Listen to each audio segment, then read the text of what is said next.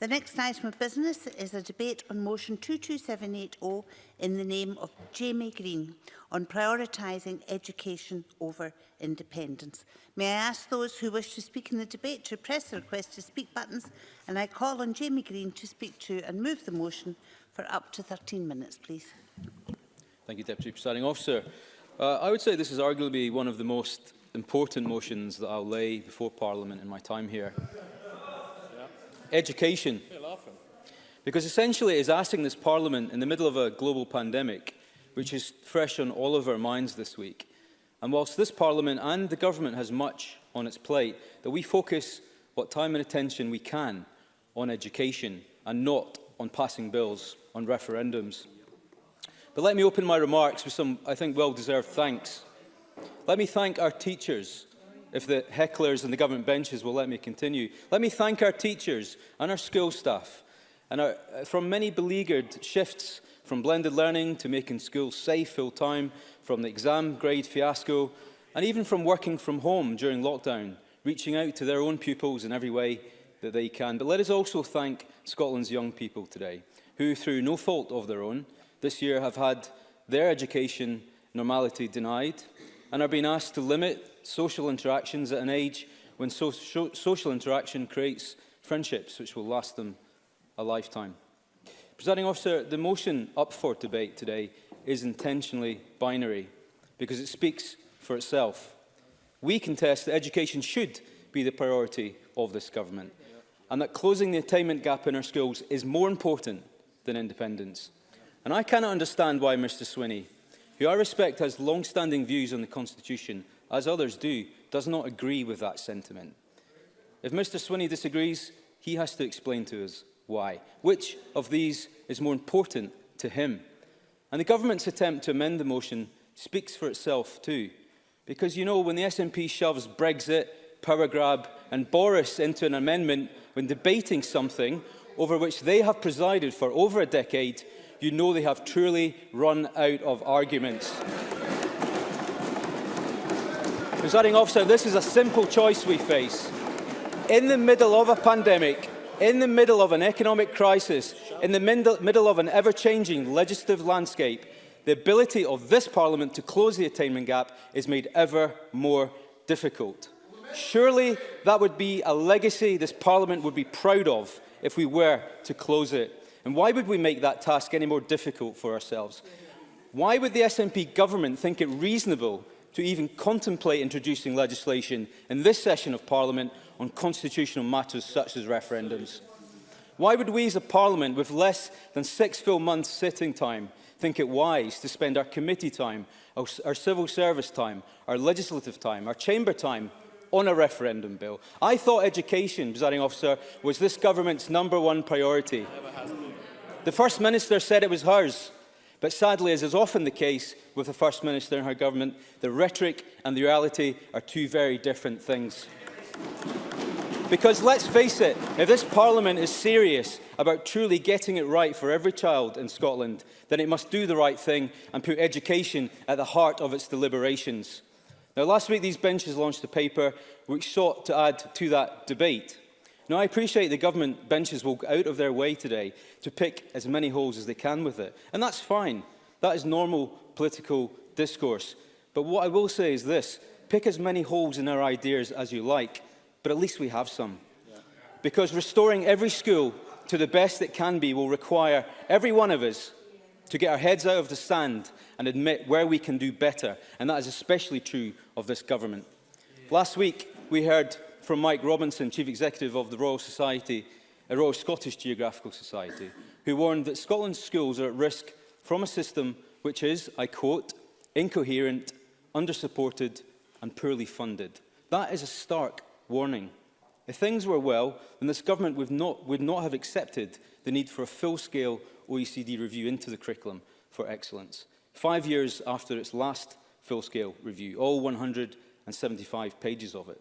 Nor would this latest review have had its remit expanded and expanded. If things were well, the government would not have been repeatedly defeated in parliamentary votes in this chamber on expanding that review, on missed childcare targets and on P1 testing. Now, during this debate, my colleagues will talk in some detail about some of our own ideas and why we see value in them. On increasing teacher numbers in our schools and why that is important. On increasing the choice and breadth of subjects on offer to young people. On how we support, mentor and tutor those who need it most. On why school inspections cannot be shelved and why they must be independent of the body also tasked with delivering education. On why we think no child should attend a school in Scotland which is graded poor or bad in condition in terms of suitability for learning. And on commitments to free school meals. Now, I do accept, and we've debated education in this place many times, that there is no simple panacea in tackling these long-term issues. But as we have seen time after time in this place, government ministers refuse to acknowledge disagreement and refuse to accept any failings. And let me tell you, no amount of constitutional wrangling is going to overcome that basic arithmetic on teacher numbers. They are at lower levels than when this government came to power in 2007. And that has been a warning from many quarters for many years. And if we increase teacher numbers, many other issues are also addressed. But it's not just a case of hiring them, it's a case of supporting them. It should be a huge concern to us, to this Parliament, that over 4,000 newly qualified teachers have quit the profession since 2012. The teaching unions and focus groups of teachers, they've warned us repeatedly of the stress and the workload that they are under, and no least the effect that this is having on their physical and their mental health. Additional resource in schools will clearly alleviate workload and offer that much-needed resilience, something we need right now. The policy of increasing teacher numbers is also designed to ensure that there are enough resources at hand for all of us to deal with whatever this health crisis throws at us. More teachers means smaller class sizes, something we clearly would have benefited in the current climate. And that was another missed opportunity. That was another broken promise. It means a reduction in multi-level teaching, a practice which is condemned in the teaching profession. But importantly, it also means that no teacher feels worry over how much time they can give to any individual pupil. But as we heard today, the Cabinet Secretary does not even know how many newly qualified teachers have secured jobs this year. Presiding Officer, teacher recruitment is one thing, but retention is another. And this is more pronounced in our rural communities, as many of us will know. And my colleague Liz Smith will talk more about teachers. But our proposals aim to empower pupils with maximum choice. And that requires more than just increasing teacher numbers. It means fairness in the breadth and depth of subjects available to them. Subject choice has reduced in recent years. Honorary Professor of Education at Dundee, Professor Jim Scott, outlined to this Parliament's committee that certain subjects, including modern languages and technology, have experienced sustained declines since the appearance of Curriculum for Excellence. Ian Aitken, Principal Teacher of Geography at Belmont Academy in Ayr, described the system leading to a reduction in subject choice as fundamentally broken. He says that pupils are now effectively picking their higher options in S3, which is far too early, and the number of subjects they can do is far too restrictive. His words, not mine. But these are all live issues, which is why this critical OECD review must report as soon as is feasibly possible, and most certainly before the next Holyrood election. Presiding Officer, if we want to truly empower our young people, we need to equip them with skills which translate into careers and jobs. No least because now our economy is shifting in very new and uncertain ways, which is why we are proud to focus on STEM in our policy announcements. Our policy aims to ensure that every primary school has access to a STEM teacher, so that a young person's interests or ambitions are not curtailed by their postcode. And I make no apologies for being ambitious on STEM. We need to prepare the children of today for the jobs of tomorrow. Between 2017 and 2018, the UK's tech sector grew at a rate of almost 8%, 6 times faster than the rest of the economy. There are hundreds of tech jobs in Scotland, and demand on recruitment search sites for coders, software developers, app developers, data analysts are increasing day by day.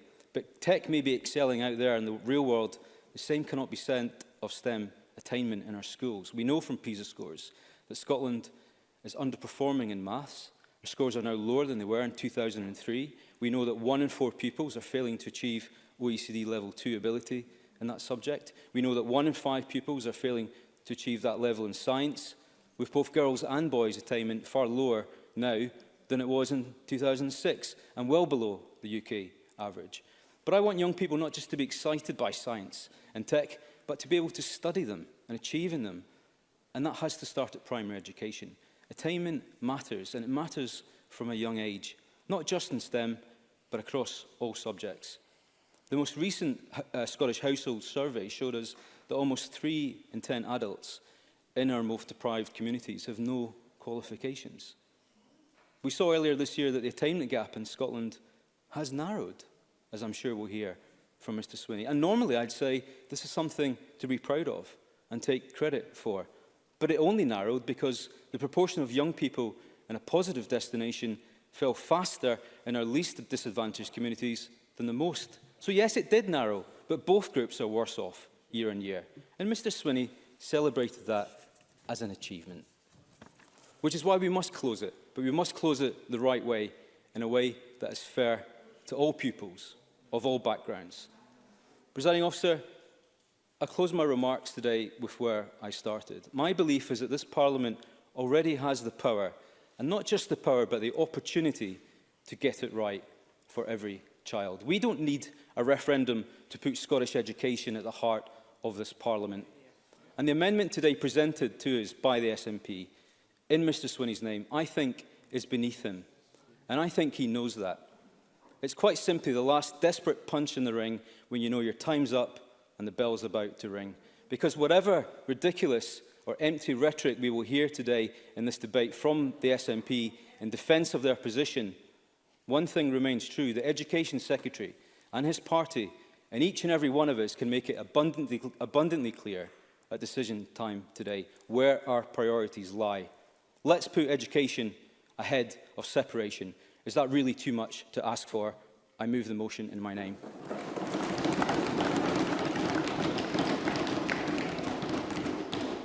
Thank you very much. I now call on John Swinney to speak to and move Amendment 22780.3. 8 minutes, Cabinet Secretary. Presiding Officer, I move the amendment that stands in my name, and can I associate myself with the remarks that Mr Green made in relation to the contribution of the teaching profession during the period of lockdown, where the teaching profession, in Mr Green's words, delivered on the learning that was required by young people in extreme circumstances. I think it's welcome to hear that from Mr Green, because that's not always been the line of argument that we've heard from the Conservatives on this point. I welcome this opportunity to reaffirm the Government's commitment to closing the attainment gap and raising standards for all children and young people across Scotland. The irony, and it will not be lost on anyone, is that the Conservatives have linked this debate to the question of independence. That is ironic first and foremost because they are forever claiming that we are the ones who always raise the issue of independence. But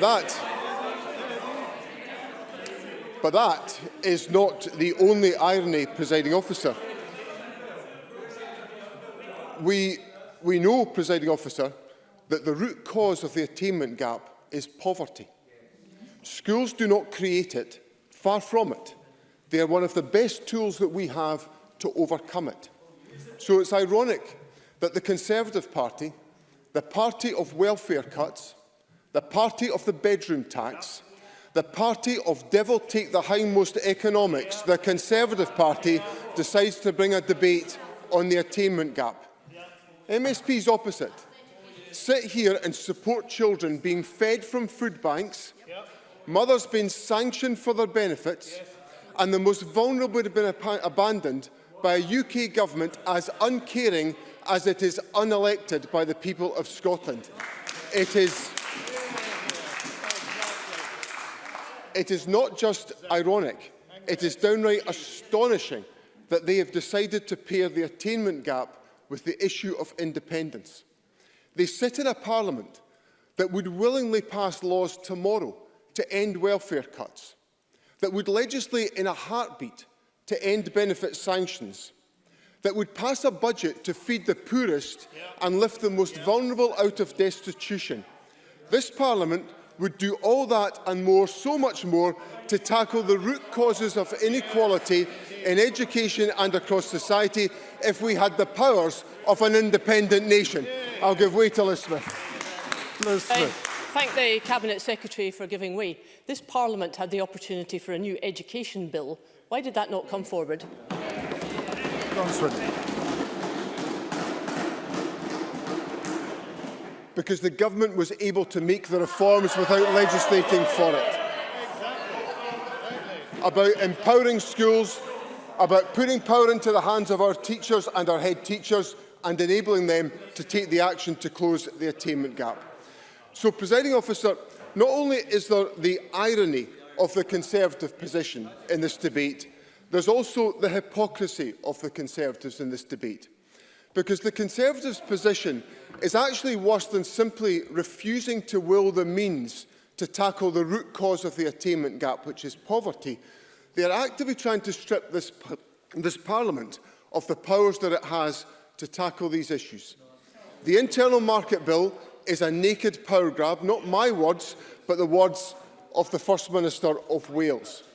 And we've set out our plan to publish a draft referendum bill before the end of this Parliament to set out the terms for a future referendum clearly and unambiguously. If there is majority support for the bill in the Scottish Parliament, there can be no moral or democratic justification whatsoever for the UK Government to ignore the rights of the people of Scotland to choose their own future.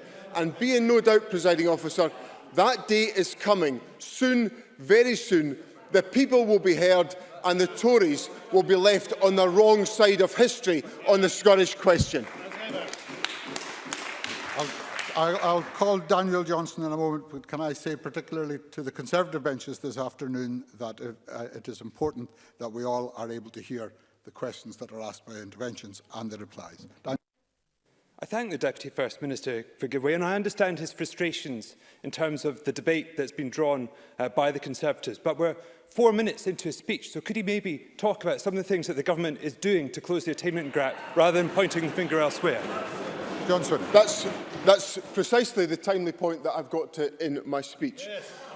Until the government has the opportunity to put that question to the people, we will pursue the commitments we set out in 2015 to close the poverty-related attainment gap. A relentless focus on ensuring that every young person can reach their potential with the support and the encouragement of the education system. We have the highest level of education investment per person across the United Kingdom. Indeed, spending on education has increased in real terms for the past 3 years, up by £189 million in 2018-19. As a result, teacher numbers are the highest in a decade, with the number of primary teachers the highest since 1980, and we have, of course, that has happened against a tide of austerity over a decade from the Conservative government. Of course, I'll give way. Ian Gray.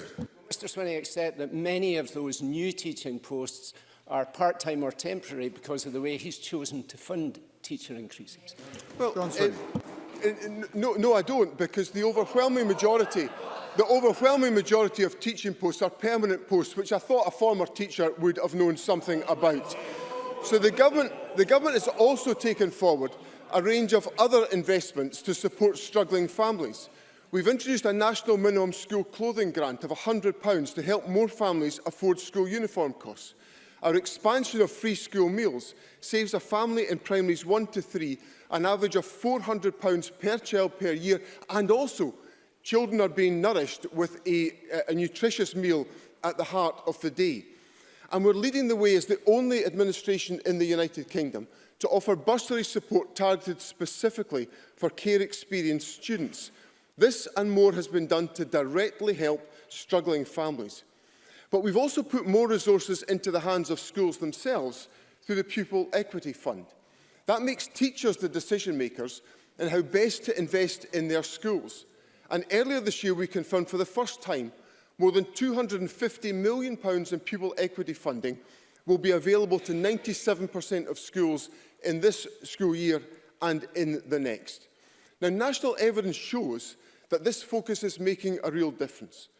The attainment gap between the most and the least disadvantaged had narrowed on most indicators, with 95% of school leavers in a positive destination such as study, work or training 3 months after leaving school in 2019, up from 87.7% in 2009-10.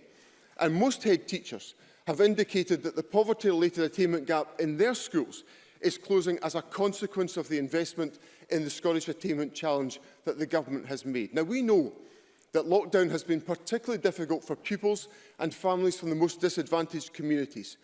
A key result of COVID-19 is a widening of the attainment gap, which is why we continue to act with the investments we made in extra teachers, the investments in digital learning, the investments in youth work to support the effect of ensuring that we close the poverty-related attainment gap. I'll give way to Mr Halcrow-Johnson. Jamie Halcrow-Johnson. I thank the Cabinet Secretary for taking intervention. I'm going to return to a subject that I've asked him many times before about that digital poverty gap and the technology required. I'm still getting correspondence, and I'm sure other members are, from teachers and from pupils and from parents who don't have access to digital learning because they don't have the facilities, they don't have the technology. Can you tell me how many children across Scotland, pupils across Scotland, the government now think do not have that access for digital learning? John Swick. The estimates that we had of the likely number of pupils who did not have access to digital learning were of the order of 70,000.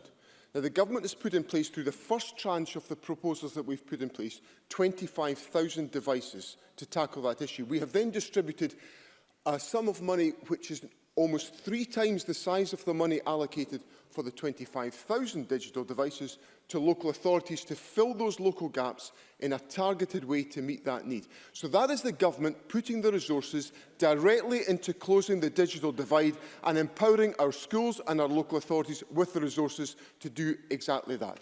So, Presiding Officer, in bringing my remarks to a close, this is a timely and welcome debate for us to focus on the attainment gap, but it is the ultimate in hypocrisy for the Conservative Party to somehow suggest that the link to the debate in independence is negative in relation to the closure of the attainment gap. The attainment gap is created by poverty. Independence gives us the powers to tackle the issue of poverty, and that's why Scotland needs to be an independent country. Thank you very much. I now call Nian Gray to speak to and move Amendment 22780.1. 7 minutes. Thank you, Presiding Officer. I know the Tory motion is rather designed to wind the SNP up. It seems to have worked with Mr Swinney, but it does point to an inconvenient truth for SNP members, because all the evidence does show that they have consistently prioritised the pursuit of independence over education. After all, since 2007, we have not just had an actual referendum and white paper on independence, but also countless discussion documents, draft bills, consultation papers, commissions, consultations on draft bills, more white papers, and now here we are with the machinery of government putting its shoulder to the wheel of yet another draft referendum bill. Meanwhile, those same years have seen broken promises on teacher numbers, on class sizes, student debt, and on closing the attainment gap.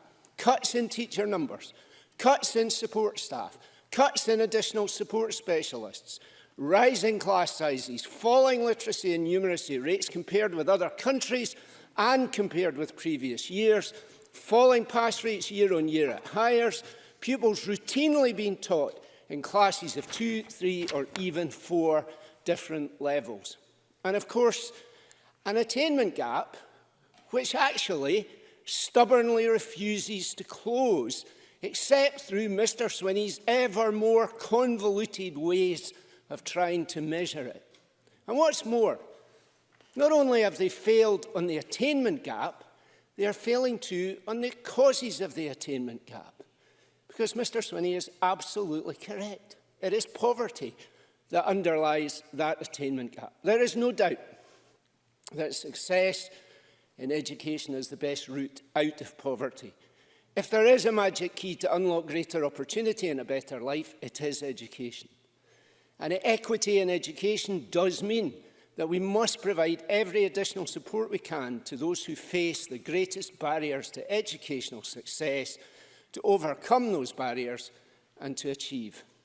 But schools, and in this Mr Swinney is right too, schools cannot by themselves rid society of poverty. And if we are to eliminate the systemic poverty-related attainment gap, then we must address poverty itself. And that is why I move the amendment in my name. And I say they're failing, because the evidence shows that children from higher income families outperform those from low income households. Still, by age 3, by age 3 there is a 10-month gap in problem-solving development, and by age 5 a 13-month gap in vocabulary. So in the struggle between poverty and education, education is still running to catch up from the word go. 1 in 4 children in Scotland live in poverty and face those barriers to educational success. And there are 50,000 more of them in Scotland than there were just 5 years ago. Yes, and much of that is indeed to do with welfare reforms and austerity programmes driven by Conservative governments in Westminster. But the Scottish Government's own Poverty Commission has repeatedly told the Scottish Government that they are failing these children too. We see the consequences in mental health and physical health and in the attainment gap. Johnson. I wonder if Mr Gray would reflect on just what he said and perhaps understand why his party is in some political difficulty in Scotland. Because essentially, in how he expressed his position, he absolved the Conservatives of their responsibility for inflicting poverty on thousands of children in our society. Ian Gray. No, because here is the truth. These children are being failed by your government and your government too. That is the truth. And that's why the government amendment, for all there's much to agree with it, is ultimately unsupportable. Because, dreadful though the internal market bill is, to suggest it is the most urgent threat to school education today is just daft. And to imply that the attainment gap, the attainment gap and poverty is all completely to do with 13 months of Boris Johnson, and is nothing whatever to do with 13 years of Alex Salmond and Nicola Sturgeon, really is a Herculean denial of reality and responsibility. And if making education the top priority, for Scotland's government was an imperative before the pandemic, how much more so is it now? Everyone knows the attainment gap will have increased during lockdown. After all, we know it increases over a normal summer closure, never mind months on end. We know that low-income families find homeschooling more of a challenge and harder to engage with. We know too that the pandemic has increased poverty and will increase it more as the economic consequences play through. Furlough ends, and those families dependent on low-paid, insecure, part-time or zero-hours contracts get hit the hardest. So you would think that every sinew of government would be aimed at addressing poverty and providing additional support to those young people as they return to school, facing a mountain higher than ever. Yet what we've seen is an awards algorithm which institutionalised systemic inequality, signed off, defended to the hilt, until pupils had to take to the streets and protest it. We've seen schools return with no targeted support in place. An equity audit to scope the problem fading away to December, and any consequent action, now a long-term strategy, no timescale at all. Resources for closing the gap have increased, not one single penny, just what was there already before the pandemic. And in this government's programme for the year, tell me. John Swinney. The government has put in £135 million of new resources to assist schools in the recovery, including new staff. Why can't Mr Gray in this miserable speech not acknowledge that? Ian Gray. Those resources Mr Swinney refers to are the additional resources local authorities needed just to get schools reopened safely for everyone. Oh yes, that's what local councils say. The additional resources, when he's asked, that John Swinney refers to are the Pupil Equity Fund resources which were already in place before. There is no additional funding provided to provide additional support to close that attainment gap. And when we look in this government's programme for the year, what do we see? Nothing new to address the widening of the attainment gap. Nothing until February. Nothing until February to help the families of those children living in poverty. And yet, all the time in the world to draft an independence referendum bill. Presiding officer, the programme for government is about the priorities of the government. And this government's priorities are indeed laid bare in their programme. We can only conclude that whatever they say, their priority is not lifting children from poverty, nor raising their educational aspirations and attainment. It never has been, and it never will be. Thank you very much. Can I remind members again, please, to desist from comments from a sedentary position in order that the debate can be properly heard. And I now call Ross Greer. Thank you, Presiding Officer. I have to admit to being somewhat bemused by the Tories' motion this afternoon. At the weekend, they were briefing the press that they would bring the issue of the 2021 exam diet to debate this afternoon. That might have been preemptive, given that the Priestley review isn't complete yet, but it's certainly a topic of some substance and one which is genuinely focused on an important issue in our education system this year. The motion that Jamie Green's proposed instead isn't really about Scottish education, though. It's about independence, the one issue that the Tories claim everyone is sick of talking about, but which they cannot help themselves from bringing up at every opportunity. I think they're a bit obsessed, Presiding Officer. But I'm happy to take this motion at face value and explain to our Conservative colleagues why the goal of independence is not mutually exclusive with closing the attainment gap, and why it is their actions which simultaneously grow support for independence and make the attainment gap worse. Before moving on to the wider issue of the UK Conservative government driving up child poverty and inequality, I want to pick up on the Cabinet Secretary's argument contained in his amendment regarding the Brexit process and the Internal Market Bill, because it is relevant to Scottish education. Clauses 22 through 27 of the bill cover recognition of professional qualifications, such as teaching. In 2017, the Cabinet Secretary himself seemed to be toying with the idea of allowing Teach First and similar so-called fast-track teaching programmes to begin in Scotland to address the teacher shortage. A number of us, inside Parliament and out, made clear that this would not be acceptable. And with such powers entirely devolved, the Scottish Government's decision not to proceed with Teach First was the end of the matter. But of course, Teach First is permitted in England. And with the passage of this bill, it could be imposed on Scotland as well. This Tory power grab directly threatens the high professional standards of Scotland's teaching profession, one that profession has fought hard to maintain. Turning to the attainment gap itself, the Conservatives need to accept that this gap isn't created in classrooms, as the Cabinet Secretary and Ian Gray have already said. It's the result of existing inequalities in our society. Now, the Scottish Government may not be bold enough to take the action available to it to close this gap, but they are not the ones causing it. As every child poverty campaigner, every children's rights organisation and every food bank provider in this country will tell you, it is decisions made by the UK government, a Conservative government, which are making inequality worse and pushing more families into poverty. The changes to the welfare system introduced by the Conservatives and the Liberal Democrats have driven more families into crisis. The process to claim universal credit was made convoluted and arbitrary, imposing cruel sanctions for even the slightest misstep by people just struggling to get by. Every member of this Parliament knows that food bank use in our communities exploded after the introduction of universal credit. Every one of us will know stories of parents, often single parents, being sanctioned by the DWP.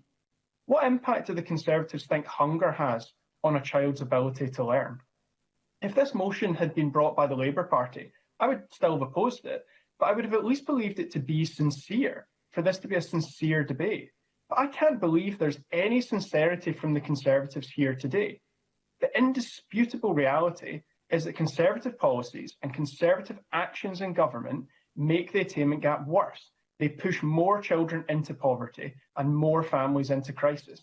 Their actions, their contempt for the most vulnerable people in our society is one of the reasons why the Scottish Greens believe in independence. With full powers over social security sitting with this Parliament, we can tackle the causes of the attainment gap, not just its symptoms once they reach the classroom. And of course, it goes beyond social security.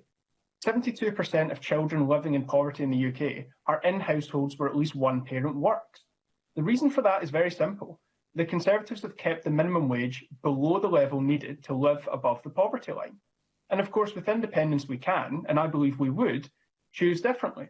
With independence, we can set a real living wage, ensure proper employment protections are in place, and restore the role of trade unions in our society. We can eliminate in-work poverty, because we in the Greens certainly don't believe it will be eliminated within the UK.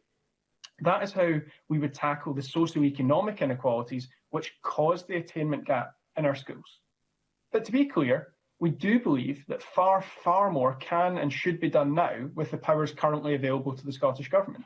The Greens have long proposed universal free school meals, including a breakfast offer, and it looks as if we're approaching a consensus around this, which is really welcome. We can also reduce unnecessary costs to families, particularly for required items like uniforms. Some schools, especially in more affluent areas, require completely unnecessary and expensive items like blazers with braiding and logos, often only available from one retailer, and putting the huge pressure on family budgets, even after uniform grants.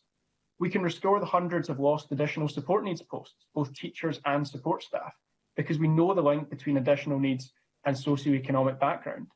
And we can ensure that every school has associated income advisors, expanding on the Healthier Wealthier Children scheme in Glasgow. These are all proposals made in the Level the Playing Field paper the Greens published in 2018, alongside others which have already been achieved, such as restoring the bursary for educational psychology. They are actions the Scottish Government could take today, and without doing so, they can't credibly claim to be doing all they can for Scotland's children. The Greens are committed to closing the attainment gap, to eliminating child poverty, and to a more just and equal society. It's for exactly these reasons that we're also committed to the cause of Scottish independence. And we will not take any lessons from a Conservative Party which has with deliberate malice inflicted further suffering on the most vulnerable children in our society. So we will certainly be opposing this motion today. Thank you, Presiding Officer. Thank you. I now call on Beatrice Wishart. Thank you, Presiding Officer. In March, just as the country was starting to comprehend the scale and seriousness of this pandemic, we debated the state of Scottish education. The PISA results had just made clear what many teachers had long suspected, that despite their best efforts, something was going wrong in Scottish education. And now, as we gear up to bear more restrictions once again, there's a strong sense of history repeating itself. During that debate in March, we spoke about subject choices narrowing, the harmful rollout of standardised testing, the decimation of the ASN and support staff workforce, and the overburdened workforce that remained. Those problems have not gone away. The list has just got longer. Since then, Angela Morgan's review showed that parents and carers of children with additional support needs are battling a system that doesn't have the resources it needs to help their children thrive. Larry Flanagan from the EIS says that children will have been severely traumatised by the past few months, but that schools have been stripped of the staff needed to support them. The credible alternative to exams that the Scottish Government promised was anything but. Ministers were repeatedly warned by teachers, pupils and this Parliament that the 2020 exam alternative was going to crush ambitions and penalise pupils from poorer backgrounds the most. But the warnings fell on deaf ears. And now teachers are being asked to plan lessons without knowing what pupils will be assessed on or how those assessments will be made. But, Presiding Officer, none of these problems will be addressed by the constitutional wrangling that both the Conservatives and the SNP are determined to put this Parliament through. The head of the Scottish Civil Service warned the SNP government that the deprioritisation of public services would be the result of their referendum planning. That's the last thing that's needed. But instead of using time to stand up for those at the hard end of SNP Scotland, the Tory motion today leans into the constitutional divide. This could have been an opportunity to generate parliamentary consensus or for opposition parties to force the pace of this minority government. But instead, it's been used to play the political game that the Tories and the SNP enjoy so much. As a result, there will be no grown-up decisions in Scottish Parliament today. Presiding Officer, I want to bring the Chamber back to something more helpful for the teachers, pupils and parents who are doing their best at this moment in time of these very challenging times. These are concrete actions that I believe we should be able to agree on, something that could make things better for everyone. My amendment sought to set out some of those, get 1140 fully up and running as soon as possible, so that children have a safe space to be looked after and parents have the certainty of stable childcare while the working world gets back on its feet. The meeting to review the new timescale needs to take place urgently as a first step. Embolden the Pupil Equity Fund so that it can be used to address the attainment gap as it was originally supposed to do, instead of plugging all the other gaps as it's been left to do. Strengthen COVID testing for staff and pupils so that their return to school isn't put into jeopardy. Accept and clearly set out how to address the concerns that were raised in the Morgan Review. Get more boots on the ground so that mental health support can be transformed. CAMHS waiting time should not be the only marker for how child and adolescent mental health is doing. Money needs to be spent before crises demand it. Counsellors, educational psychologists and support staff need to be widely and consistently available across Scotland. Outdoor learning centres that have offered generation after generation the opportunity to experience and learn outside the classroom cannot be left to shut their doors. Colleges and universities should be setting up for the emergency that's going to exist long after a vaccine has been found. If we're to meet the 2030 targets set out in the Climate Change Act, they need to be ready for a mass programme of training and retraining. And finally, the Scottish Government has to request an early report on education from the OECD, so that when the Conservatives and the SNP try to throw constitutional blinkers over debates ahead of the election next year, voters might have a fighting chance of being able to clearly see the facts. That is what Parliament should be agreeing on today. Thank you very much. And we now move to the open debate. And the first speaker is Liz Smith, to be followed by Claire Adamson. Liz Smith. Thank you, Deputy Presiding Officer. And of course, it's common knowledge that over the course of several programmes for government, the SNP has been unequivocal in placing education at the top of its priorities, specifically policies that are designed to narrow the stubborn attainment gap. And when it was first announced, it was generally popular and very well received by parents, by schools, by colleges and universities, and by this chamber. It was a commitment which chimed with public opinion and the need to restore our schools to their former preeminence, much admired and indeed copied around the world. Looking back at what the SNP said at the time, both in the chamber and in committee, it was hard to disagree with the broad principles, most especially those which aspired to excellence and equity. Sadly, we are here now, several years later, with the unequivocal evidence which Ian Gray spoke about in his speech to support us, that the SNP's commitments have most certainly not been delivered. Nor indeed has there been any closing of the gap between the SNP's rhetoric and its delivery. And for the sake of our young people, it is surely incumbent upon all of us not only to analyse what has gone wrong, but to make policy recommendations to improve matters, and quickly too. So let me concentrate on the question of teacher numbers, which in our book, and I think in the eyes of parents, is absolutely critical to improving educational standards, and of course it's also the key to getting curriculum for excellence back on track. Now, teacher numbers are bound to fluctuate, and I remember Mike Russell saying this when he was Education Secretary. They are bound to fluctuate as a result of changing pupil demographics. But that does not explain away the very significant drop of just under 3,000 teachers since 2007. That has had a profound effect on the ability of schools to deliver top-class education given the resulting pressures on resources. In particular, groups such as the Scottish Children's Service Coalition have regularly produced worrying statistics which show the cumulative effects on additional support for learning. Given the most recent data, that indicates that around 1/4 of Scottish school pupils are identified with these additional support needs. Of course. John Swinney. I'm grateful to Liz Smith for giving way. I wonder if in her explanation, I understand her argument about teacher numbers, but at some stage is she going to pass some comment on the financial environment that we have been living under of austerity created by the Conservative government since 2010? Liz Smith. Cabinet Secretary, what we've laid out in the last few days is exactly how we propose to address the question of teacher numbers. We've made specific calculations about it is, Mr Swinney, about exactly what we're going to do. I said at the beginning. Well, okay. John Swinney. Is making a historical point about the reduction in teacher numbers since compared to 2007, and I accept those numbers. I'm asking Liz Smith to make some acknowledgement of the fact that we've had to operate in the financial constraints of austerity inflicted by a government that she has enthusiastically supported. Mr Swinney, it has been your choice, your government's choice, to make the decisions. That's why we have seen a reduction in teacher numbers. It's nothing whatsoever to do with what happened in Westminster. And let me come to the question of subject choice, because this is very relevant as well to the number of teachers. Because there has been a reduction. We know that there has been a reduction, and that has had a significant effect on core subjects. And of course that's going to get worse under COVID-19. But that reduction in core subjects has had a very significant effect, and as Ian Gray set out, it has also had an effect on multi-level teaching.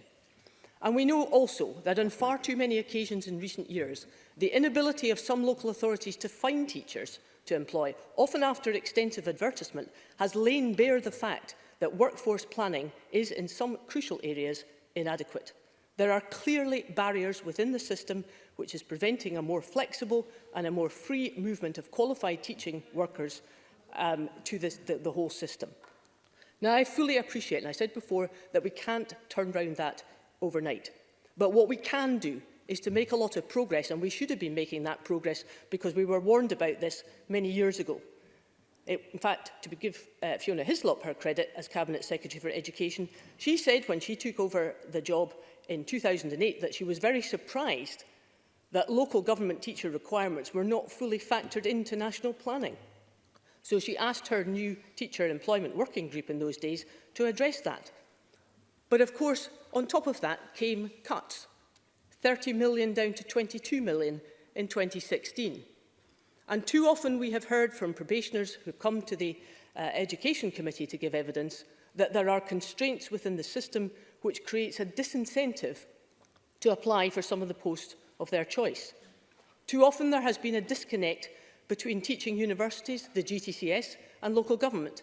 And whilst I think that situation is beginning to improve, there are still situations where willing teachers are finding it very difficult to get work because they have to manipulate the system in order to get the necessary accreditation. Now that puts off some people.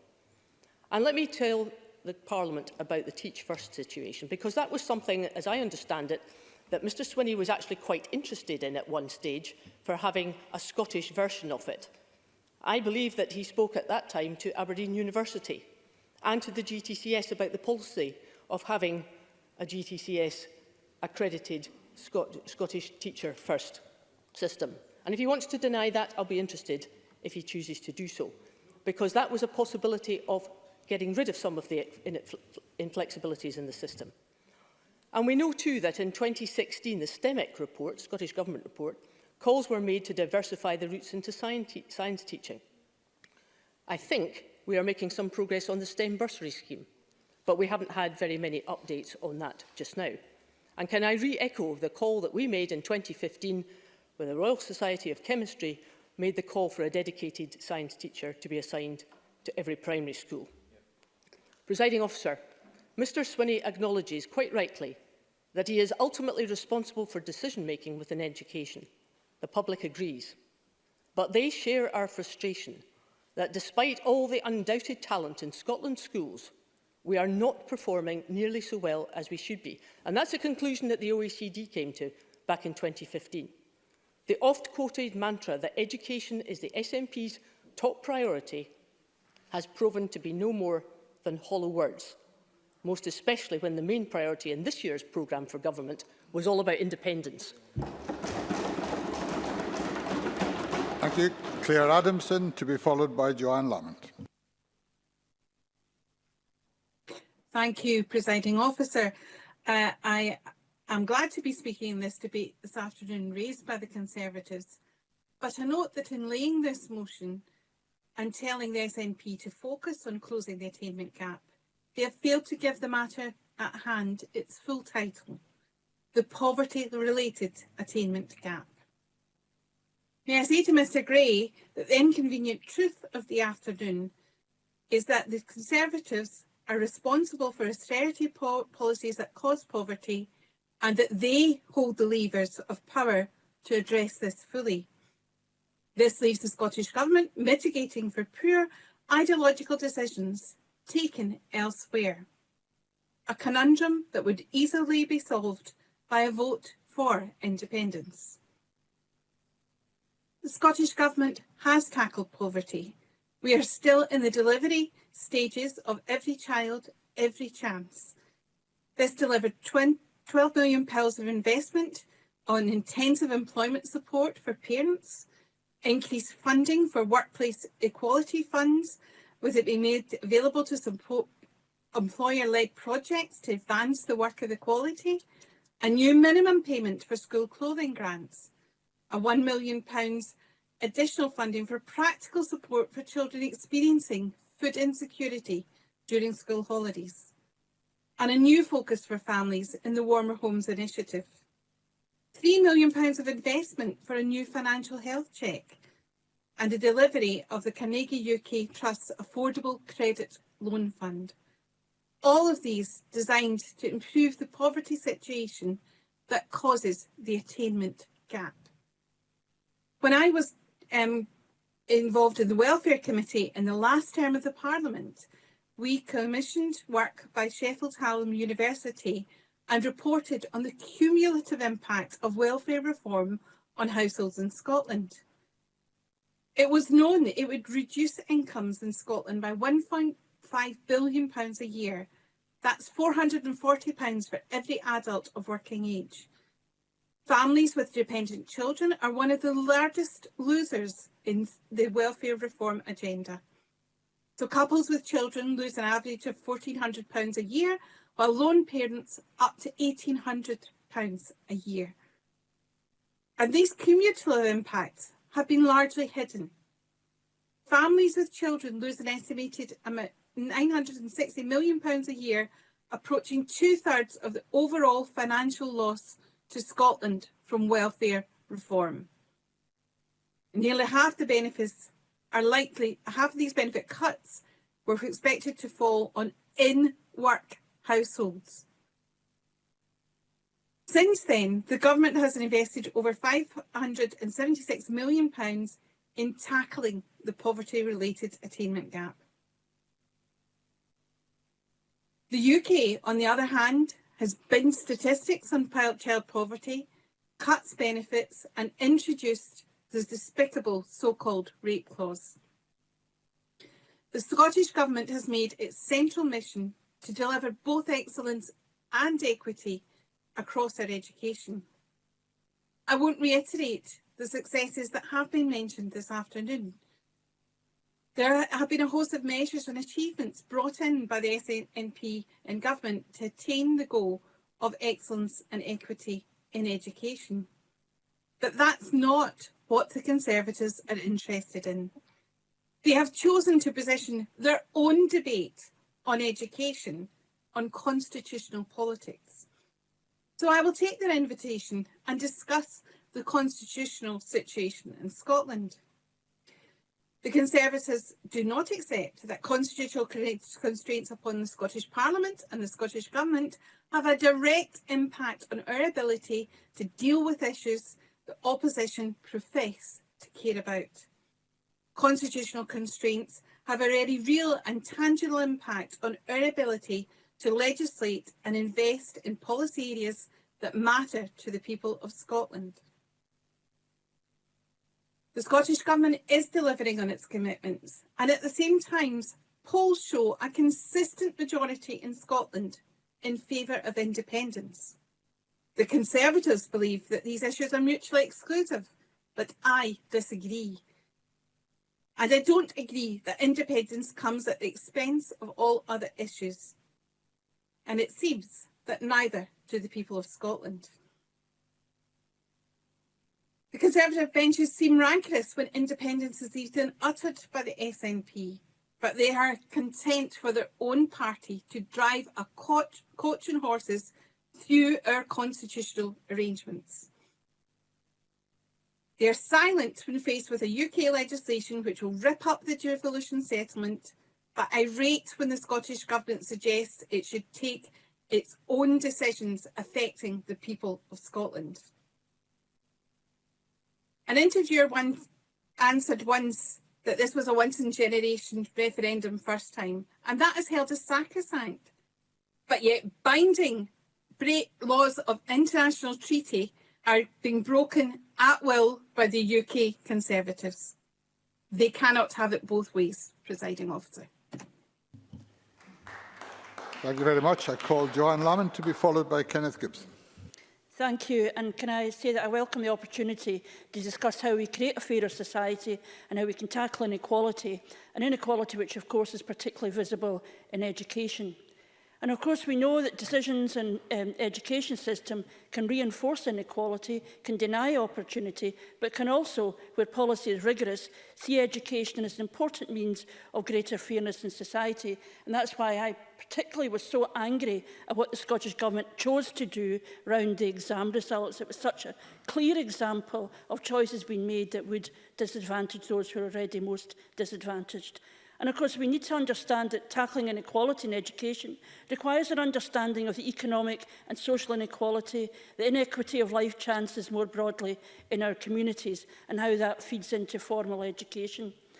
My mother, in response to requests from the young me for some frivolous spending, would say, "Every penny should be a prisoner, since it came from the sweat of your father's brow." And while I've never lived by this approach myself, possibly because I've never had to work as hard as my father had to, I do think there is a truth here for government to reflect on in these terrible and frightening times.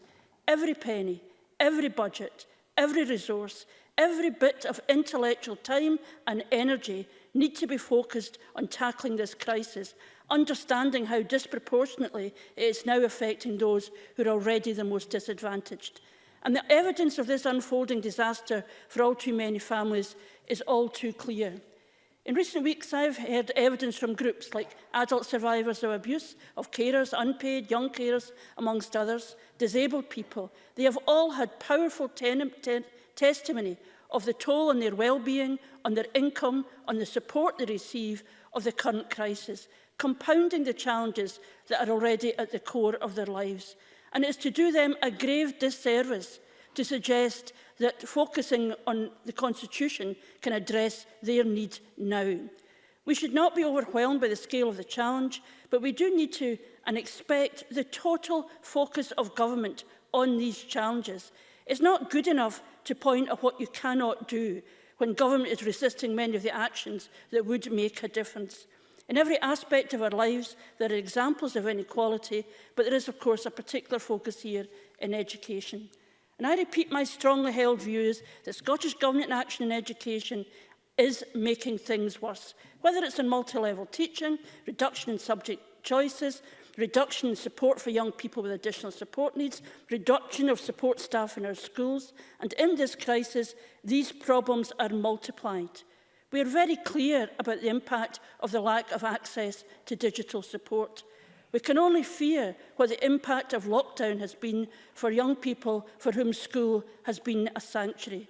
And we see the way in which opportunities for some young people are enhanced, determined by what families can make available to their own children, whether it's trips or visits, access to books, extra tutoring, all in their own way making up for the loss that all young people have experienced by being out of school. But clearly we can see how excluded and disadvantaged are those whose families cannot bring those extra resources to bear to close that gap. So in education, we need to harness the important work of groups like Home Start or Volunteer Tutor Scotland or many other groups supporting vulnerable young people in our communities.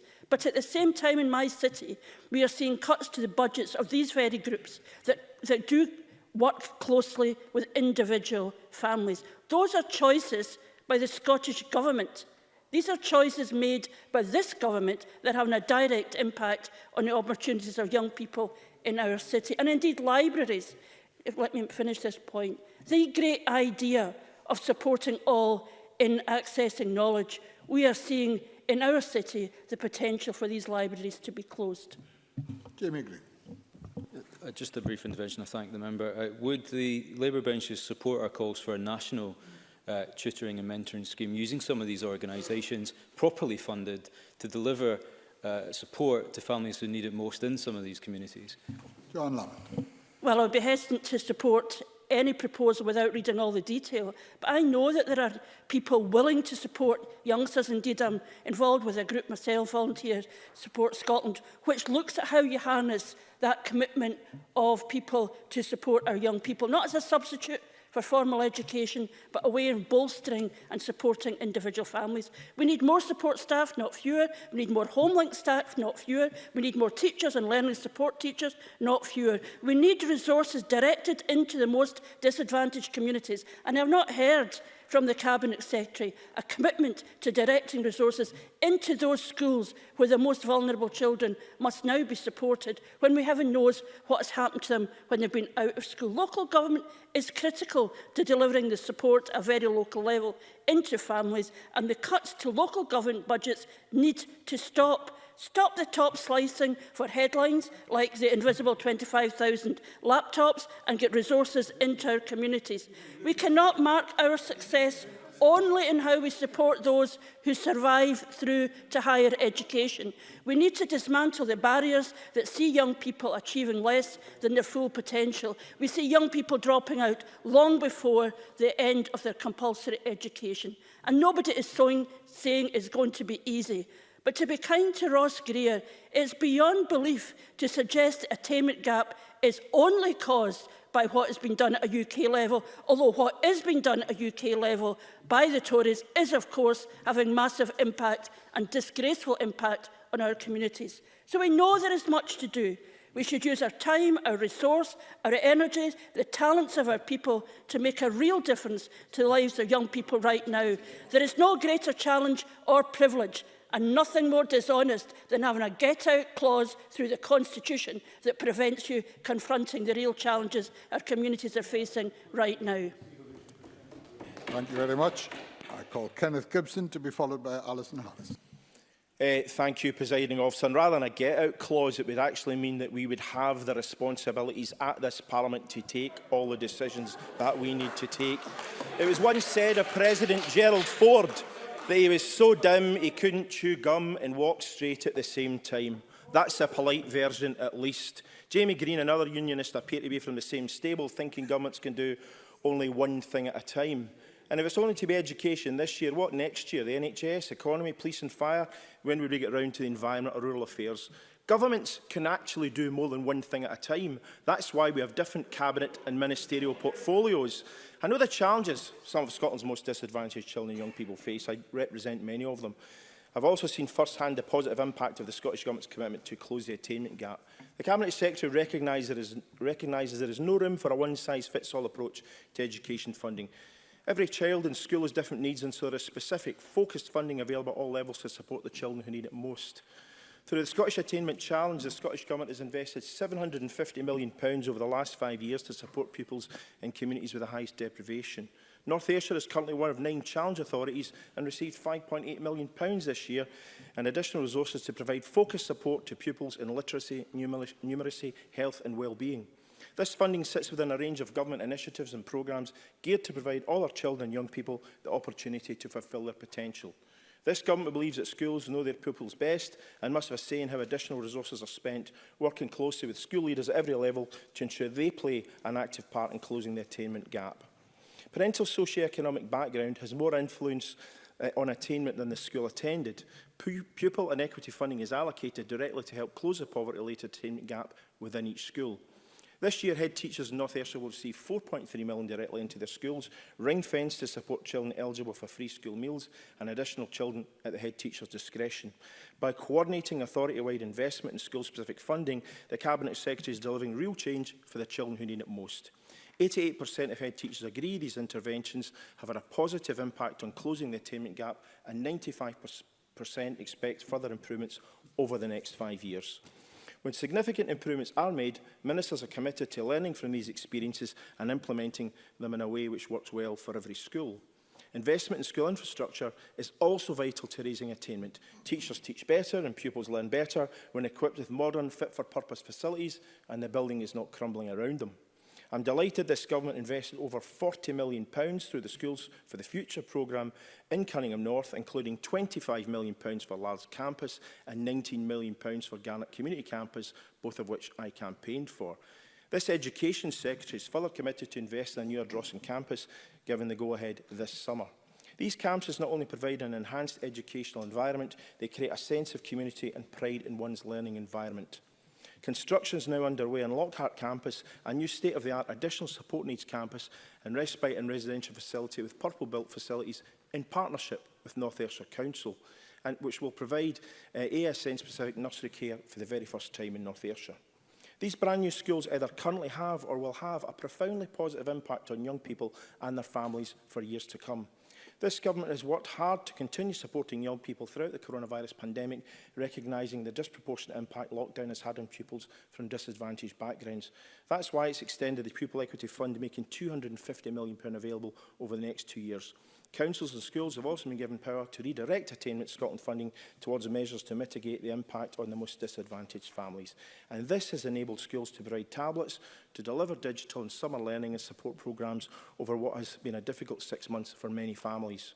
Clearly, this SNP government believes that independence is a vital step for Scotland, because it is always better to make your own decisions and have your next door neighbour make them for you, especially when that neighbour is led by Boris Johnson.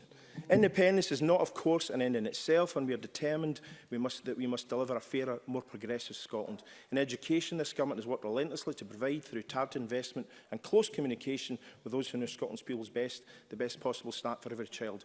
A far cry from independence at the cost of all else. Presiding officer, what Labour cannot accept is that SNP members actually believe in something. In recent years across the UK, they have moved from centre-right to soft left to hard left and back again. And when I was Glasgow's only SNP councillor, they offered me all sorts of blandishments to join Covendera Housing with its stipend and a safe Westminster seat, for example. The SNP will never amount to anything, they said. How political fortunes can change when you persuade people round to your beliefs rather than try to go with the flow and second-guess the electorate. Liz Smith and Ian Gray attacked this government on teacher numbers. And yet, there are only 5,445 teachers per 100,000 pupils under the Tories in England and 5,038 per 100,000 under Labour in Wales.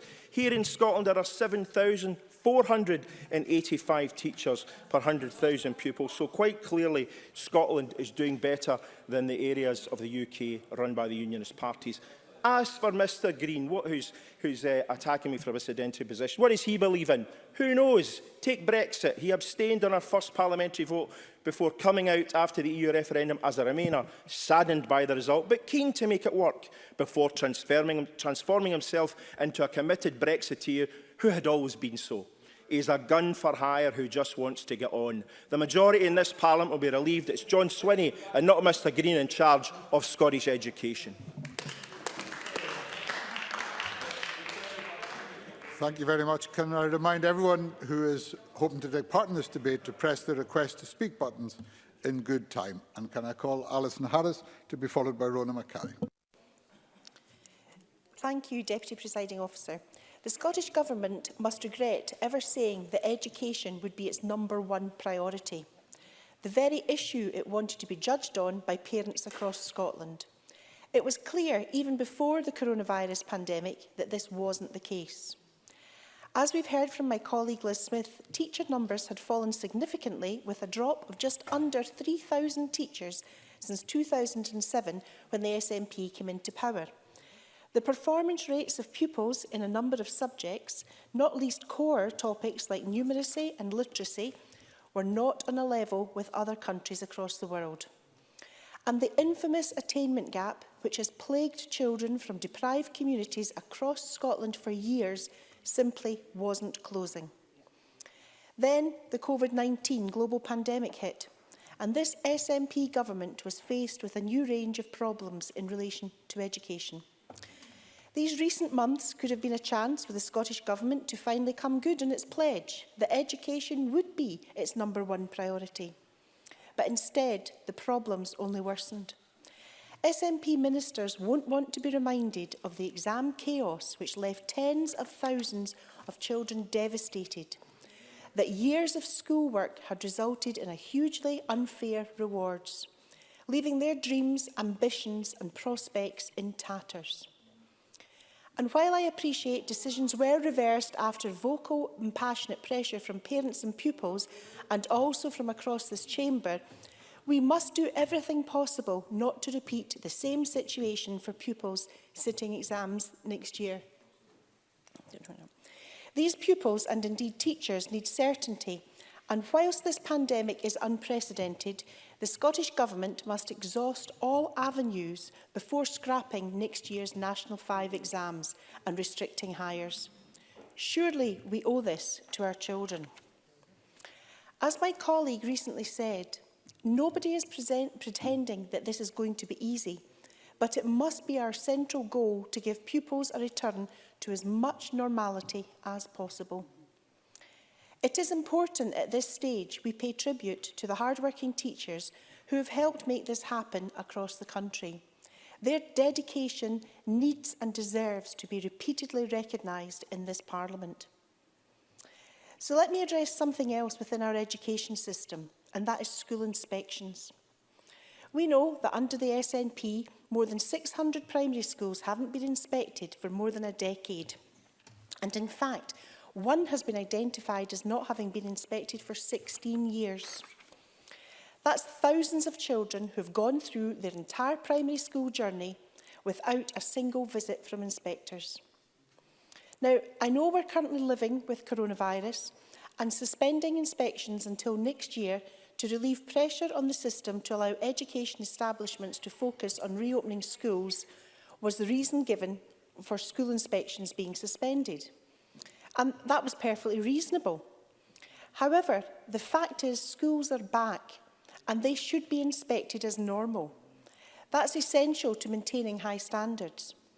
We need to get these inspections up and running now. A major concern I have is that Education Scotland has a role in both running and inspecting our schools, essentially marking their own homework, and that's simply not good enough. The Scottish Conservatives have long believed that this needs to change, which is why we would create an independent body of inspectors who would shake things up and report directly to the Scottish Parliament. As well as the inspectorate proposals, the Scottish Conservatives have put together a comprehensive package of education pledges, as set out by my colleague Jamie Green earlier, to restore our schools and restore Scotland's reputation as a world leader in the education of children. This includes investing to recruit 3,000 new teachers, allowing every primary school pupil access to a free school breakfast and lunch, and introducing a national tutoring programme which would go some way towards helping bridge the attainment gap. These are measures which will take Scottish education back to where it belongs, a world leader in schooling of children. Too much has gone wrong under this SNP government before this pandemic and indeed during it. And parents, pupils and teachers deserve a much needed change. With all that in mind, and for the sake of Scotland's schools, we should all support the motion in Jamie Green's name today. Sorry, I've just finished. Sorry. Thank you very much. And can I note to the member who wanted to intervene there that without a card in the console, it might be rather difficult. Can I now call Rona Mackay to be followed by Mary Fee? Thank you, Presiding Officer. I welcome any opportunities to debate education in this chamber, as it is without doubt an overriding priority of this government. The education of our young people, the next generation of Scotland, is crucial, and I know that that at least is agreed throughout the Chamber. Of course, opportunities to debate education should lead to some consensus, and it would be good to think that we could achieve that at some level today, despite the tone of the Conservative motion. The motion calls for the Parliament to drop its plans for a referendum bill and focus on closing the attainment gap. The fact is, Presiding Officer, in an independent Scotland free from Tory welfare cuts, constantly disadvantaging more and more people, plunging them into poverty, the job of closing the attainment gap would be much easier. Nevertheless, the facts are that in 2020-21, this government is investing a further £182 million in education, which includes over £121 million of pupil equity funding going directly to 97% of head teachers in Scotland. A further £750 million has been invested in the Attainment Scotland Fund to help Scotland's most disadvantaged areas. All pupils in primaries 1 to 3 now benefit from access to free school meals, allowing families to save around £400 per child per year. The Scottish Government has provided extra resources to local councils, allowing spending on education to increase in real terms for the past 3 years, up by £189 million. In addition, record numbers of students from the most deprived communities are now winning a place at university. We're leading the way as the only administration in the UK to offer bursary support targeted specifically for care-experienced students.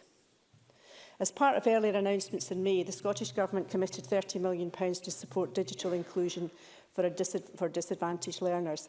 Head teachers have said that Attainment Scotland funding is making a difference. Most improvements in relation to closing the poverty-related attainment gap are as a result of these interventions. Almost all head teachers expect to see improvements over the next 5 years. The Scottish Government has committed to publish evidence of progress in closing the poverty-related attainment gap by March 2021. But perhaps these facts that show the progress that we've made are an inconvenient truth for the Tories, or should that be an inconvenient truth? The Tory motion ignores the growing number of people in our nation who want the chance to live in an independent Scotland, denying them that chance and ignoring the democratic wish of the people. Presiding Officer, we would never deny the Scottish people that, and the Tories know it.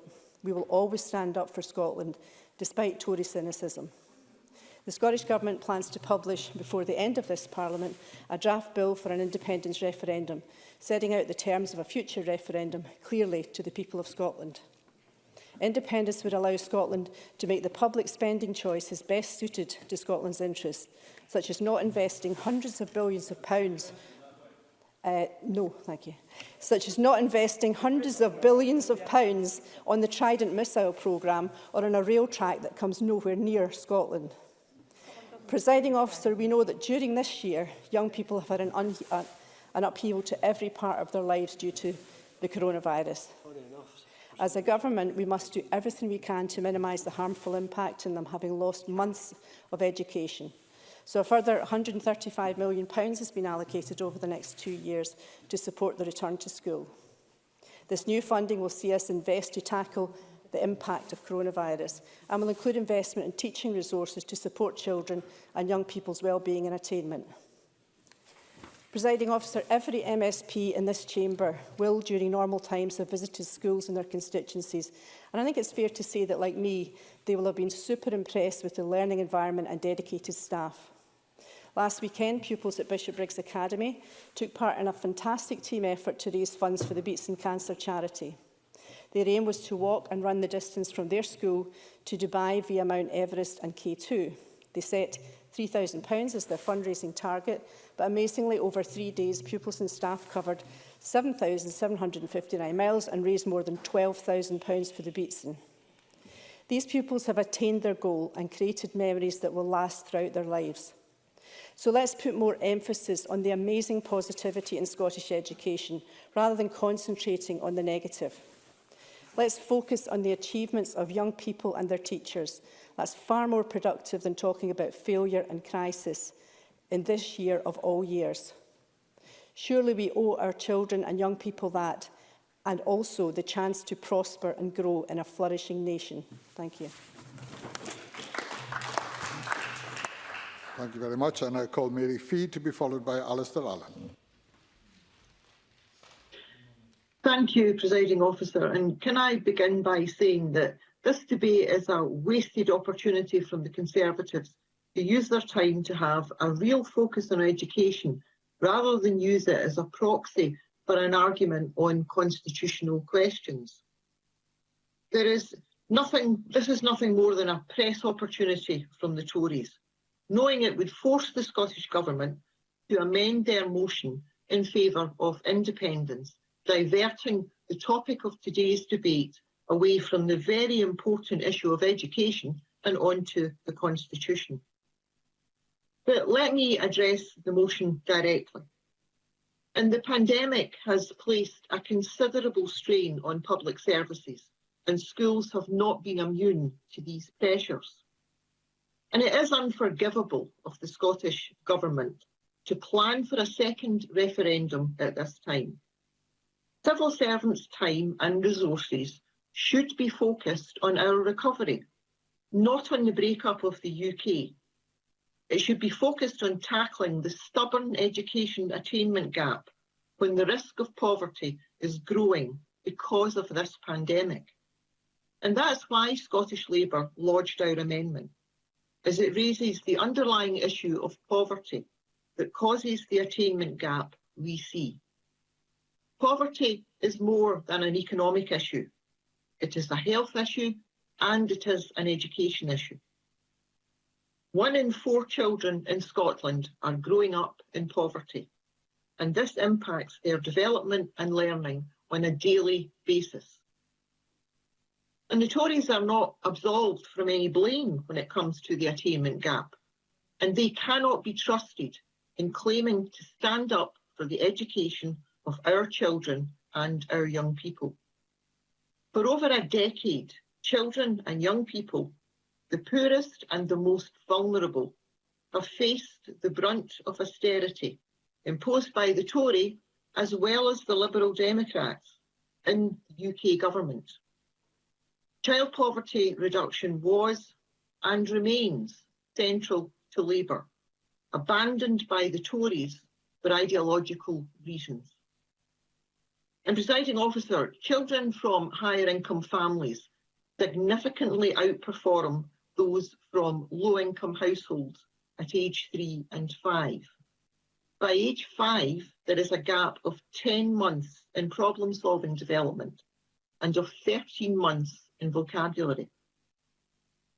In Primary 1, the gap in literacy between the most deprived and the least deprived is 19.2. In Primary 4, the literacy gap rises to 21.5.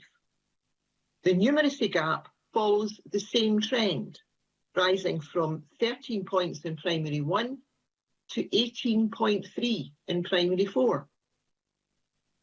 The attainment gap is also exacerbated by cuts to resources and spending in schools, which have been made year on year by the SNP government since 2007.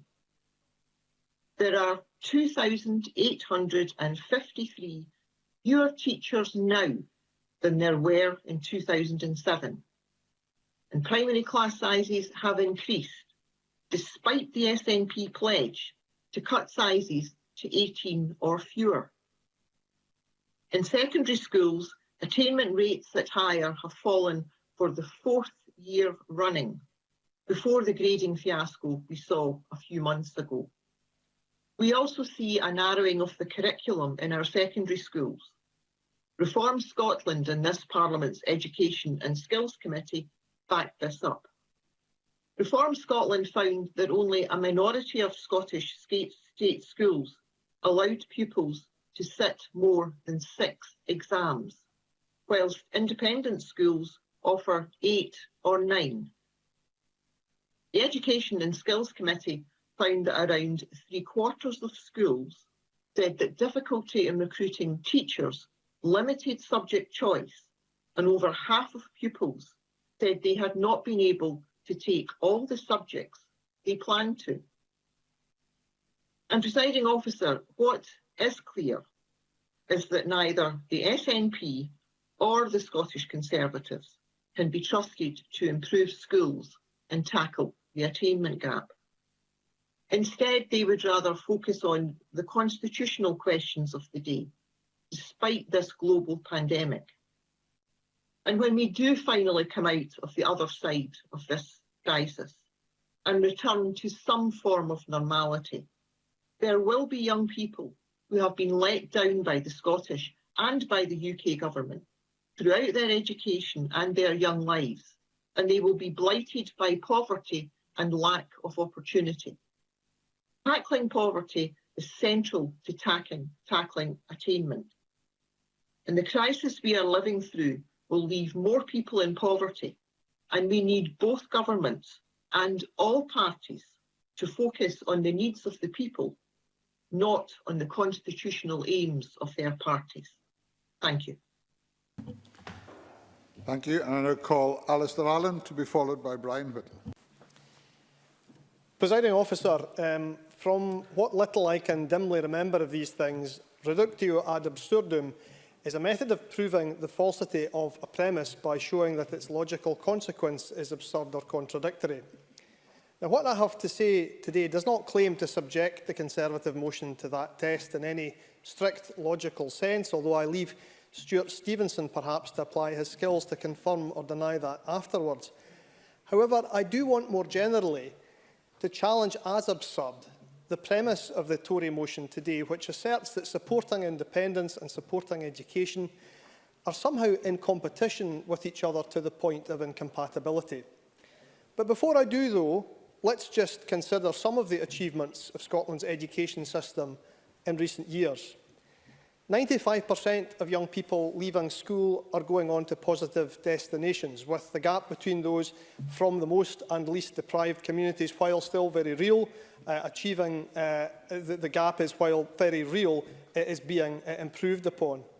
Pupils in primary 1 to 3 now benefit from access to free school meals, allowing families to save around £400 per child per year. More than 900 schools have been upgraded since 2007, providing well-designed, accessible and inclusive learning environments for pupils, the benefit of which I've been able to see in my constituency, and I'm sure other members have seen in theirs. In recent years, we have seen a record number of students enrolled at Scottish universities. We have record numbers of students from the most deprived communities now winning a place at university. Since 2012, over £1 billion per year has been invested in Scotland's universities, and the government in Scotland is also leading the way as the only administration in the UK to offer bursary support targeted specifically for care-experienced students. Since 2015-16, the Scottish Government has invested over £576 million in tackling the poverty-related attainment gap. In 2020-21, a further £182 million is being invested, which includes over £120 million of pupil equity funding going direct to head teachers in Scotland.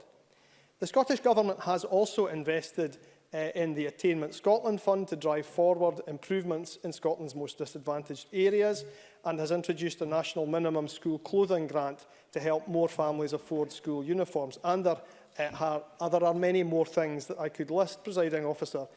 But I just want to say this, Presiding Officer, the Tories seem to think that countries which seek their independence do so out of wanton carelessness about education, which does beg the question whether the Tories are implying that countries which already are independent, let's take the UK for hypothetical example, continue in statehood out of some similar disregard for their nation's schools. I will do, yeah. Jamie Green. The intention of the motion is quite simple. Can I ask the member, and this gets to the crux of our motion to all members in Parliament today, is what we should be doing with our parliamentary time. Does he think a referendums bill or an education one would be more important? Alistair Allen. Well, I was rather hoping for that intervention, because before the Conservatives tell us that they are not the ones planning to divert political energies from education into constitutional matters, they would do well today to reflect on the ramshackle constitutional mystery tour on which their party has taken us all these last 5 years. For long months on end, the Conservatives' constitutional obsessions ensured that it was not possible to get a single piece of legislation on anything whatsoever, education included, through the UK Parliament. And that was before they illegally attempted to shut down Parliament altogether. Since then, of course, they've shifted their energies not into education, but into further constitutional mayhem, attacking the powers of our national parliament, breaking international law, and most recently showing an increasing determination to destroy our only immediate chances of a meaningful economic relationship with our European neighbours, and all in the middle of a global pandemic. So, yes, Presiding Officer, we do need to think boldly about how to continually improve our education system in Scotland. And we have heard ideas on that from across the chamber today. But the Conservatives' relentless negativity about Scotland's state schools is as unhelpful as it is ill-founded. So the premise of the Tory motion deserves to be called out for what it is. I am not going to take lectures from the Conservatives today about prioritising education over the Constitution. The Conservative argument against independence to date has in part, of course, rested lazily on the assumption that they speak for the majority and therefore they don't really need to say much more than that. That may explain the quality of their offering today. Their argument that people who believe in independence somehow don't really believe in education. Now, the fact may have passed them by, but 7 opinion polls in a row have now suggested that when the Conservatives attack independence, they are in fact speaking for what is now a minority position in Scotland. Above all else, perhaps the Conservatives should look at what these polls have had to say about the views of the young people themselves, for whom they have attempted to speak today. One recent poll showed that almost 3/4 of Scotland's young people support Scottish independence. Presiding Officer, minority opinions are often honourably held and are worthy of respect, but they also deserve to be held up in the cold light of democracy, as I expect the Conservatives' ones on independence will be held up at a future election, and more immediately at 5 o'clock tonight. Thank you very much. Brian Whittle, to be followed by Tom Arthur. Thank you, Deputy Presiding Officer. And can I begin by declaring that I do have a daughter who is a secondary school teacher. Now, I've always maintained that education is the solution to health and welfare, and I'm not going to apologise for using my time to continue to develop that argument. My point is that education has such a significant impact on just about every portfolio. But, Deputy Presiding Officer, here we are again in another education debate brought to this chamber not by the government but by the opposition. Again. But let's be honest, this is not a topic that's been a particularly happy hunting ground for the Scottish Government. However, Deputy Presiding Officer, I just demoted you there.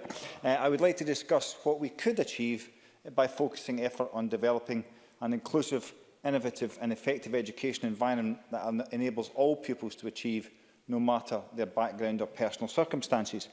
When we're discussing improving the economic activity or developing economic productivity, I think a phrase that was stolen from the Scottish Conservatives, I have to say, I'm always struck by the way in which the government never say where they're going to develop it from. But of course, it has to be on improving the opportunities and aspirations of those who have the least, which is why we will be supporting the Labour amendment. Now, we do agree wholeheartedly with that approach, and we disagree on how we get there, but it is about what changes need to be made to enable that kind of intervention and outcome. What has always struck me is the variance in access to extracurricular activity across schools and the inequality that exists in that access. And just last night, my colleague Liz Smith led a debate on the importance of residential outdoor activity centres, and that very point of inequality of access was highlighted from members across the chamber. We also know that mental health is at its lowest in the lower SIMD areas, but we also know from SAMH's reports, among others, that being physically active is a key driver to good mental health. The Mental Health Foundation has a fantastic study called Food for Thought, which makes what should be an obvious point to me that having a decent diet promotes good mental and physical health. The school environment is the obvious place to promote that kind of policy, which is why I'm so pleased that free school meals and breakfast clubs feature so prominently in a recently published Scottish Conservative education document. Moreover, by developing the government-centric and controlled procurement contract, this would be an excellent opportunity to support our rural economy, our own food producers and procure local produce. And I've been on this one since I entered this Parliament, and surely it is an obvious route to take, and it makes perfect sense to me, not for the Scottish Government apparently, because only 16% of food served in schools and hospitals come from government-procured contracts. 16%, presiding officer. Yet councils such as East Ayrshire, who do their own procurement, manage in excess of 75%. The Government's response, of course, was to bin the one piece of legislation on the books that could have made the difference, the Good Food Nation Bill. Once again, we see avoidance. I got to think, in all this place's political machinations and gnashing of teeth, there are some very obvious positive policies that we could implement while we're having our political bun fights. I have to say, in my opinion, the greatest failing of this Parliament, in particular this SNP government, is that given the portfolios such as education and health have been devolved to this place for 20 years, affording the government the opportunity to innovate, to be creative, to look at different ways to allow our children to experience education, this government has singularly failed to do so. They have shown themselves to have a lack of ability to think for themselves. Instead, they are content to point down south and deflect blame for their inadequacies on anyone but themselves. If you want evidence of how desperate the Scottish Government is to deflect away from any scrutiny of its record in education, Deputy Presiding Officer, just look at the Government's amendment in the name of John Swinney. Quickly, just let's throw in UK Government. Say Conservatives, can we squeeze in Westminster and Boris Johnson? In fact, throw in the EU in a power grab for good measure. Anything except take responsibility for a portfolio that is completely devolved and is therefore the responsibility of you and your government alone, Mr Swinney. In your amendment, you also say that closing the attainment gap and raising standards for all must remain the top priority for the education system. Words, Mr Swinney, words. What matters are outcomes. And in the 13 years the SNP have been in power, teacher numbers have fallen by nearly 3,000. We have seen all the issues with multi-level teaching and the limiting of choices and a litany of failures that I've been highlighting today. Instead, Mr Swinney and a one-dimensional SNP government have finished their amendment with the only thing that matters to them, their answer to anything and everything and their reasons for failing, a blinkered charge towards independence. Where is the education bill, Mr Swinney? To be honest, Deputy Presiding Officer, if I was sitting in Mr Swinney's seat as the Education Cabinet Secretary for this government, I would be reluctant to get on my feet, look teachers and pupils in the eye, and explain the government's failure to try and defend the government actions. Judge me on education, proclaimed Nicola Sturgeon in her first speech in this chamber during this term. And let me tell you, just getting to the end of my speech, let me tell you, Deputy Presiding Officer, this is exactly what we are doing. And let me tell you, the report card does not make good reading. Get back to what is important to the people of Scotland. Education, health, justice, closing the attainment gap. They say, Presiding Officer, that Nero fiddled while Rome burned. Lift your head, Mr Swinney, and the rest of the SNP. Dump the independence obsession and get back to the day job, Presiding Officer. Thank you very much. I call Tom Arthur to be followed by Stuart Stevenson. Thank you, Presiding Officer. I'm grateful for the opportunity to participate in this afternoon's debate, and I think I would just like to join colleagues in beginning by sincerely thanking teachers, staff and all educational professionals within my constituency of Renfrewshire South who have been absolutely magnificent over the past 6 months. They really are amongst the best of us, and their selfless dedication to ensuring that young people in my constituency have been continuously provided with learning opportunities. There's no way I can express my gratitude enough. So I want to give my sincere thanks.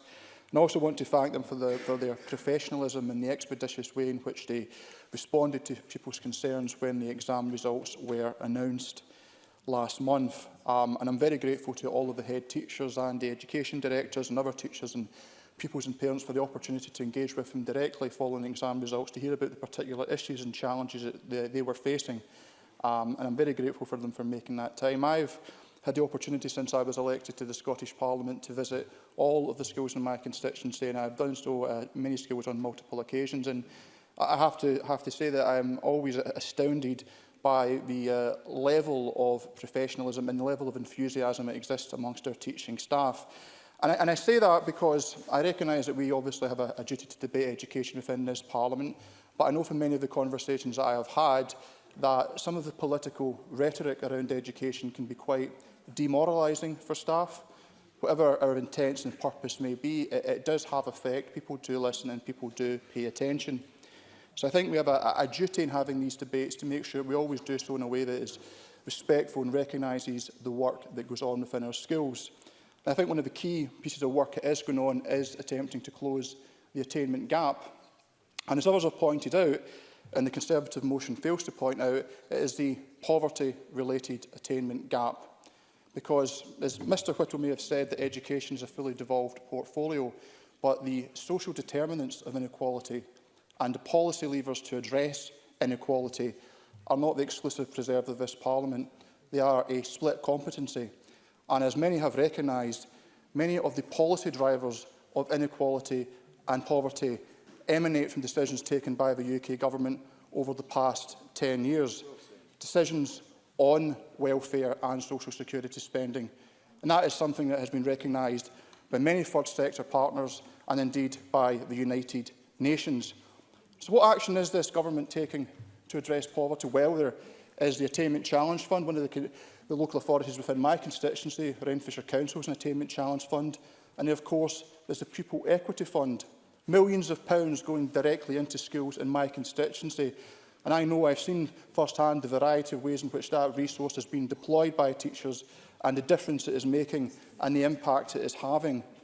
There is also the investment within the school estate, a new Barrhead High School, the new St Thomas's Neilson Primary Campus that will soon be under construction, and the commitment to a new Form Primary in Johnston, all making an impact, a positive impact, providing safe, secure, warm environments in which our pupils can be educated. But it's not just about the money that goes into our schools, it's far wider than that. And that's why the impact that will be felt using the limited powers over social security we have in this place will be profound and transformative. The Scottish Child Payment, which will begin payments next year for under 6-year-olds, will be transformative. Combined with the Best Start grant and Best Start Foods, this will provide up to over £5,000 of financial support for families by the time their first child turns 6. For second and subsequent children, that will provide £4,900. The Scottish Child Payment will affect positively 3,700 children in East Renfrewshire and 6,300 children in Renfrewshire. And the Scottish Fiscal Commission estimates that 194,000 children aged under 6 will be eligible for this across Scotland. And there are other benefits as well that this Parliament is providing. Carers Allowance Supplement, Young Carers Grant, and as well as the Best Start grants. There's also the work in housing. We are seeing in East Renfrewshire and Barrhead in my constituency, the council houses have been built for the first time in a generation. All of that combined will have an impact in reducing poverty and improving the attainment gap. It is not just about what goes on inside our classrooms. I should declare an interest. Before I was in politics, I was a tutor. I was a music tutor. And that 1 hour, or that 30 minutes I had with that student was important. But what happened in the intervening week was the most important part. And that is the reality for all educational environments. It's not just what goes on in the classroom, it's what goes on at home. And the Conservatives have to realise that the policy decisions they have taken at Westminster have resulted in an increase in child poverty. I'm sorry, I'm afraid I don't have time in my last 30 seconds. And the lack of willingness to acknowledge this, the fact that in moving his motion, Jamie Green could not even bring himself to mention the word poverty. An MSP for the west of Scotland, with all the inherited inequalities that we have from the 18 years of Conservative government, and he can't even bring himself to mention the word poverty when talking about inequality in my constituency. The fact that he comes here to go and lecture this government about the action that we are taking when he voted against budgets year after year, which have delivered pupil equity funding to schools in my constituency, which have delivered money for the attainment challenge. You know, it's easy to come here and cut with the rhetoric, Mr Green, But maybe in future, when we have these budget negotiations in the coming weeks and months, come forward with some constructive proposals, come forward and engage, and for once call out the disgraceful actions of your colleagues at Westminster.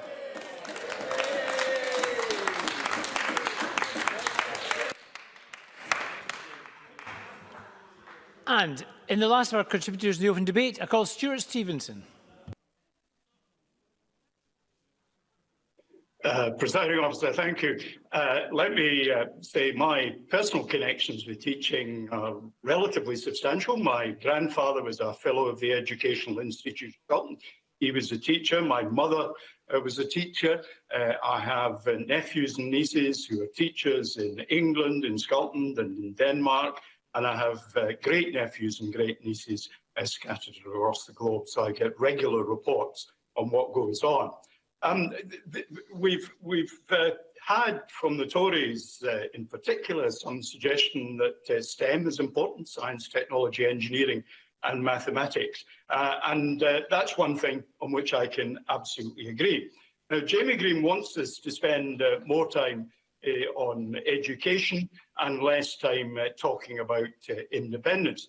So I'm going to use my mathematical background to talk a little bit about how the Tories talk about independence, because I decided to get up early this morning about 4:30, and I've done a very quick analysis using the theyworkforyou.com website to analyse how often different parties reference independence. I only had time to do the Conservatives and the SNP. So let me just tell you that the top 11 people who most frequently use the word independence, 5 of the 11 are Conservatives. And the top of the table is Baroness Davidson.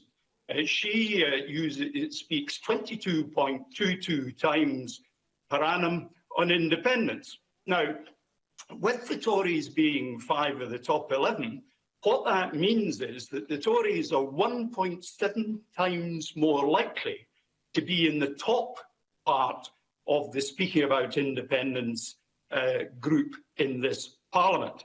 And specifically, I can also say that the average speaking about independence by a Conservative is 6.24 times per annum. And the average number of times an SNP member of this Parliament speaks about independence per annum is 5.4 times. So the obsession about independence in this Parliament, the obsession about independence in this Parliament comes from the Conservative benches. Now, it's quite proper to ask ourselves why that should be. And of course, the answer to that is quite straightforward. It's simply a cover for their inattention to the development of policy, not just in education, vital as that undoubtedly is, but right across a wide range of the areas of responsibility that lie in this Parliament. I can see, as others in this Parliament will have seen, the leaflets that are coming out in advance of next year's Scottish Parliament election. We will have seen the leaflets that have come out over the last 10 years for the Conservatives. They have talked about virtually nothing about independence. Now, that talking, of course, isn't just on the leaflets. It's on the websites of Conservative MSPs. The person who comes bottom on the frequency of talking about independence in this place is Tom Mason. Well done, Tom. You've obviously got other things, except that when we look at his website, he's only got 2 issues on his website. One of them is about cash points, and probably can make common cause with him that. The other is about opposing independence.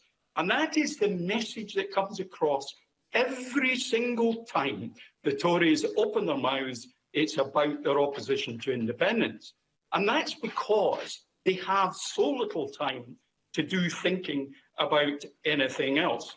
Now, Jamie Green talked about choice, and we have choices about the issues that we bring to this Parliament, and bringing education to this Parliament is a perfectly proper choice. But it wasn't a debate about education in reality.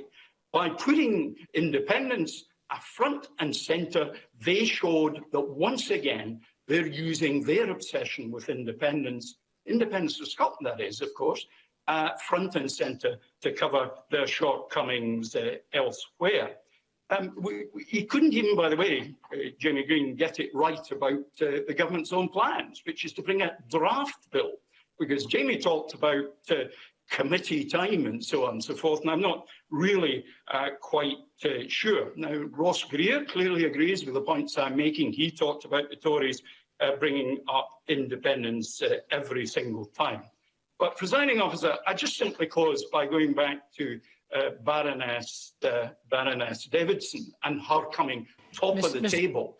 Mr Stevenson, I'm just going to... Mr Stevenson, I don't know if you can hear me. Mr Stevenson, can you hear me there? Mr Stevenson, I'm just going to stop you there for a second. I'll let you finish in a second, but I was going to wait till the end. The leader of the Conservative group in this Parliament is called Ruth Davidson. I'm sure Mr Stevenson would be respectful to all members and always is. She does not have a title. You can either call her Ruth Davidson or Miss Davidson, and that's the only term by which she will be called. Mr Stevenson. Well, Presiding Officer, I apologise if I've transgressed the rules. I obviously have not been keeping up on her plans to become Baroness Davidson. I'm sure that's something she will look forward to in the future, and I apologise unreservedly to her. But she has been a wee bit shy on the whole subject. Indeed, she's got one novel thing in this Parliament, and that isn't about being a Baroness. She's the very first leader of the Conservatives to announce that she's standing down before she assumed office as leader of the Conservatives in this Parliament. But she's also the cheerleader for talking about independence in this Parliament. Presiding Officer.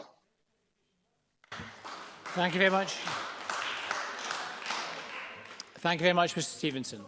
Now we're going to move to closing speeches now. I'm going to call on Daniel Johnson to be followed by Michael Russell. Daniel Johnson. Thank you, Presiding Officer. This may have been a debate about education, but I have to say I, for one, have found it profoundly unenlightening. Perhaps summed up by the last speaker who attempted to claim that if it wasn't for the Conservatives, the SNP wouldn't discuss independence at all. But education has to be our top priority in this place, has to be our top priority across all governments, because education simply impacts everything. The economy depends on education. It depends on education to provide the skills and understanding for future workers. Well-being. We cannot have a society that has well-being if people don't understand themselves and their context in society. And equalities, as a number of speakers have described, education is the single most powerful tool for people to deliver themselves from poverty. But the problem with education is that its effects and actions are long-term. It takes 13 years for a child to go into primary one and emerge from S6. And indeed, it is somewhat ironic that it is now 13 years that we have had this SNP government. And of course, the results of our education system are ones that they have to answer for and they have to own. But in terms of the speakers this afternoon, I begin by striking agreement with Alistair Allen. Because indeed, I think there has been a degree of absurdity in this debate. The very terms of the motion brought forward by the Conservatives this afternoon be a bit like me bringing forward a motion asking the Scottish Parliament not to think about penguins. Because, Presiding Officer, I bet I know what flightless bird every single member in this chamber is now thinking about. Quite simply, you cannot pretend that you're bringing forward a motion about education and by explicitly inciting the Constitution within it. Quite frankly, as Gordon Brown put it yesterday, the Conservative government and the SNP government are engaged in a war of nationalisms. Rather than focus on issues, they would rather focus on divisions. Rather than looking for solutions, both of them would like to look towards creating new borders rather than finding solutions to the long problems that we have in our society. But perhaps I think that the issues were best summed up by both Ian Gray and Liz Smith in this afternoon's debate. Two parliamentarians, both with a deep insight into education and indeed long-standing members of this Parliament. both Ian Gray speaking on the record in terms of education of this government, and Liz Smith on the attainment gap in particular. Because despite the figures and the supposed facts that Mr Swinney is able to muster, the simple facts are these. We have the largest class sizes according to the OECD. We have fewer teachers teaching in our schools today than we had in 2007 when the SNP came to power. And despite what Mr Swinney says about investment in education, the local government benchmarking exercise is clear. Spend per pupil in our primary schools is 10% down per pupil since they came to power, and spend per pupil in our secondary schools is 4% down in real terms per pupil since they came to power. And we have very few measures in our education system, or certainly ones that we can use consistently across the 13 years of the SNP's term in office. But the one we can look at is the higher pass rate. And over the last 4 years, when people were able to sit hires, that attainment level, the proportion of people passing their hires, has declined. But on a point of consensus, I think we can all agree, as Liz Smith pointed out, about the importance of the attainment gap. It is important that we use all the energies of government to tackle the poverty-related attainment gap. And indeed, I think when the Scottish Government came forward with this renewed focus on this issue, we all agreed. But I did not hear them then saying we would like to focus on this, but we do not have the powers in this place, that this is the most important issue, but we cannot tackle it because we are incapable of doing it because of the powers of this place. Those were not the terms that that issue was raised. Indeed, the assumption is that the powers did exist within this space. So we have to ask ourselves, why have we not been able to tackle it? Because the reality is that while there has been some marginal improvement in the attainment gap, that is largely, as other speakers have pointed out, because of falling levels of attainment in terms of positive destinations from the more affluent pupils. And likewise, if we look at SEQF level 6, again, there's been a narrowing of the gap, but only because more affluent pupils are attaining less well. But perhaps I think the real issue was best highlighted by Ross Greer, because while he maybe conceded this begrudgingly, he put it as this, that the Scottish Government have the options available to them, but they are unwilling to use them. Because the reality is, this Parliament has power over tax. We can raise income tax to levels that would be able to sustain the changes in poverty and inequality that our society. We can introduce new levels, we can introduce new welfare benefits, but unfortunately this SNP government keeps delaying them. The reality is that education has been devolved, certainly from an administrative perspective, ever since the Act of Union. It is baked into that Act. But somehow it seems to be the contention of this government that through all of this period, while we managed to maintain a world-leading education system, that it's only since full parliamentary devolution that we've somehow been unable to sustain a world-leading education system. That quite simply is a contention that is unsustainable and absurd. Thank you. And I call on Cabinet Secretary Michael Russell to conclude our debate for the government. Thank you, Presiding Officer. Presiding Officer, I want to start with something that should be non-controversial, but I suspect will become controversial eventually. I think all of us across this chamber should agree that dealing with the attainment gap, using the resources we have, working every day to do so, should be a priority for any government. And indeed, the work that has been done by the Scottish Government on this matter is considerable, and it continues. We know that the poverty-rated attainment gap is narrowing. At SCQF levels 6 and 7, the gap has narrowed. There's been a steady increase between 2016 and 2018-19 in the proportion of primary pupils achieving the expected level in both literacy and numeracy. The gap between the proportion of primary pupils from the most and least deprived areas that have achieved the expected level in literacy narrowed between 2017-18 and 18-19. In secondary schools, the proportion of S3 pupils achieving expected levels of numeracy has risen, and the gap between the proportion of secondary pupils from the most and least deprived areas that have achieved the expected level of numeracy narrowed. Those are all facts, and the work continues. And it continues, as Mr Swinney has said, against the headwind of Tory austerity and the legacy of poverty, physical and aspirational, left behind in the poorest places by Labour over generations. And the challenge is to take the resources of Scotland and apply them to the problems of Scotland, the old Highland problem writ large. And that cannot be done at the present moment. And why not? Because the powers do not exist in this Parliament to do so, to take the resources of Scotland, to take the achievements that have so far been recorded and to go further. And it should be a task that should engage us all. It should bring us all together. And it is therefore a shame this afternoon that the Conservatives chose the most divisive way possible in order to debate this issue. And it is even worse that Labour and the Liberals lapped up the opportunity not to come together and to agree on attainment, but lapped up the opportunity to put politics before education. Because that is what we have seen demonstrated this afternoon. Now, why? No, I won't take an intervention. I have not enough time to make some, what I think are... I mean, Jamie Green made the point that this was the most important debate that he had ever taken part in this chamber. Well, I want to take part in this debate and put some facts on the record for a change. So let's start about why the Tories... oh no, they won't like the facts, but we know Tories don't like facts. We know they don't like educational facts, and I'll come on to that in a moment too.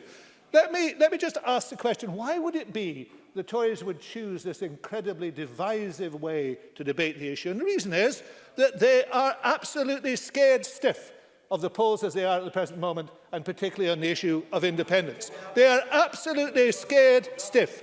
And you can predict the behaviour of all three opposition parties based upon that fact. And the first is that the Tories will do anything they can to avoid responsibility for the austerity that they created and the poverty that they created. They will run a mile from it. And in running a mile from it, they will run down anything they can that is positive about Scotland. And you can predict the reaction of the Labour Party, because they will go hand in glove with the Tories. Indeed, they will go further. Let me quote Ian Murray.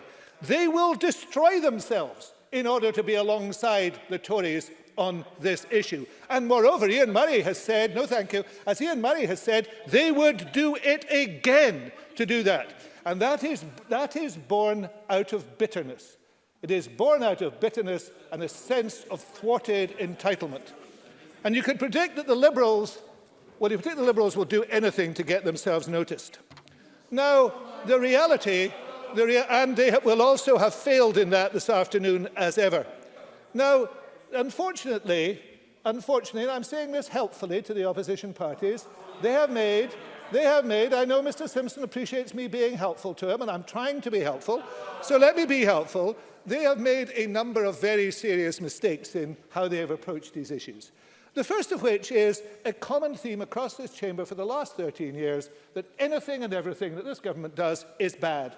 Everything and anything is bad. And the reality, of course, is that's not true. This government has actually been successful in a wide variety of things. We could always do better, but that's a mistake. And you know, the evidence is the mistake is all around you.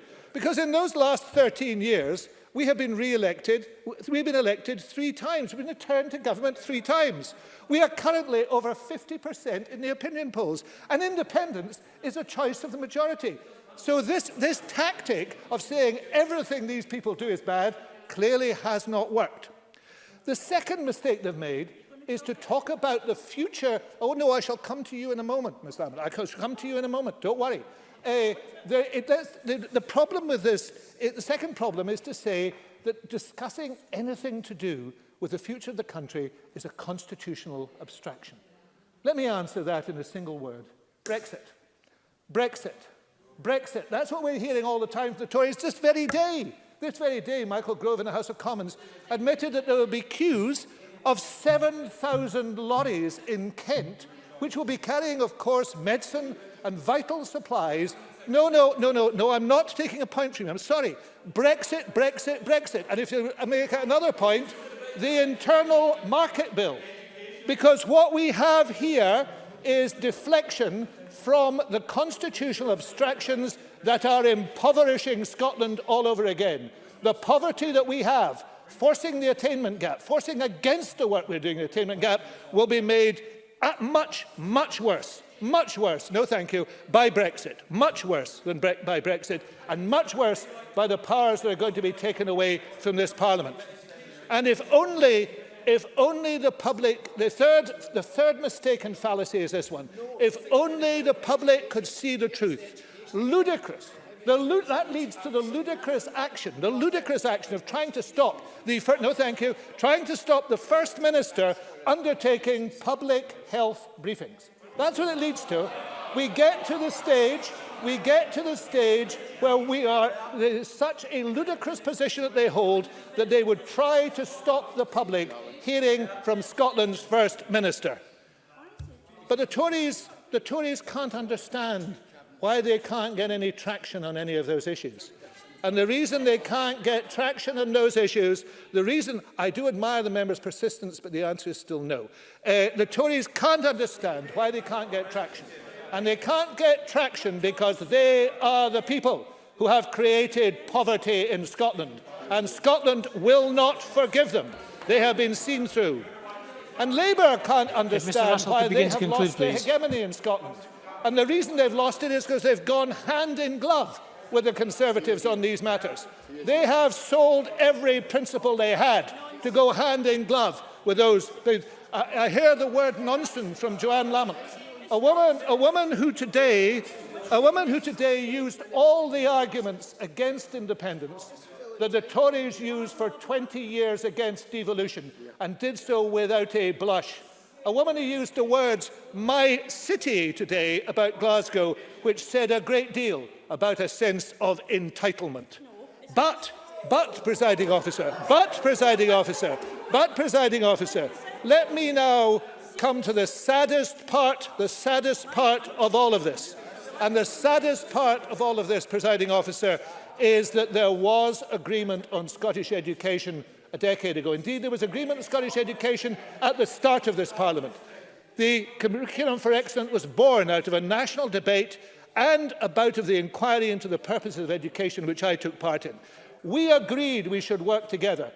Mr Whittle shouts outcomes, and the outcomes we should have had are making sure we had successful learners, that we were absolutely confident in our individuals. We had responsible citizens, and we had effective communicators. Presiding officer, on the evidence today, there has been no successful learning from the Tory benches. After 13 years, they're still getting it wrong. There are no confident individuals in the opposition because they're terrified of independence. There are no responsible citizens because the opposition parties have put politics before education. And as for effective contributors, only on these benches.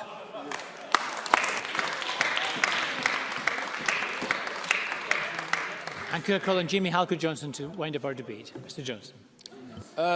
Thank you very much, presiding officer. I'm not sure where to start after that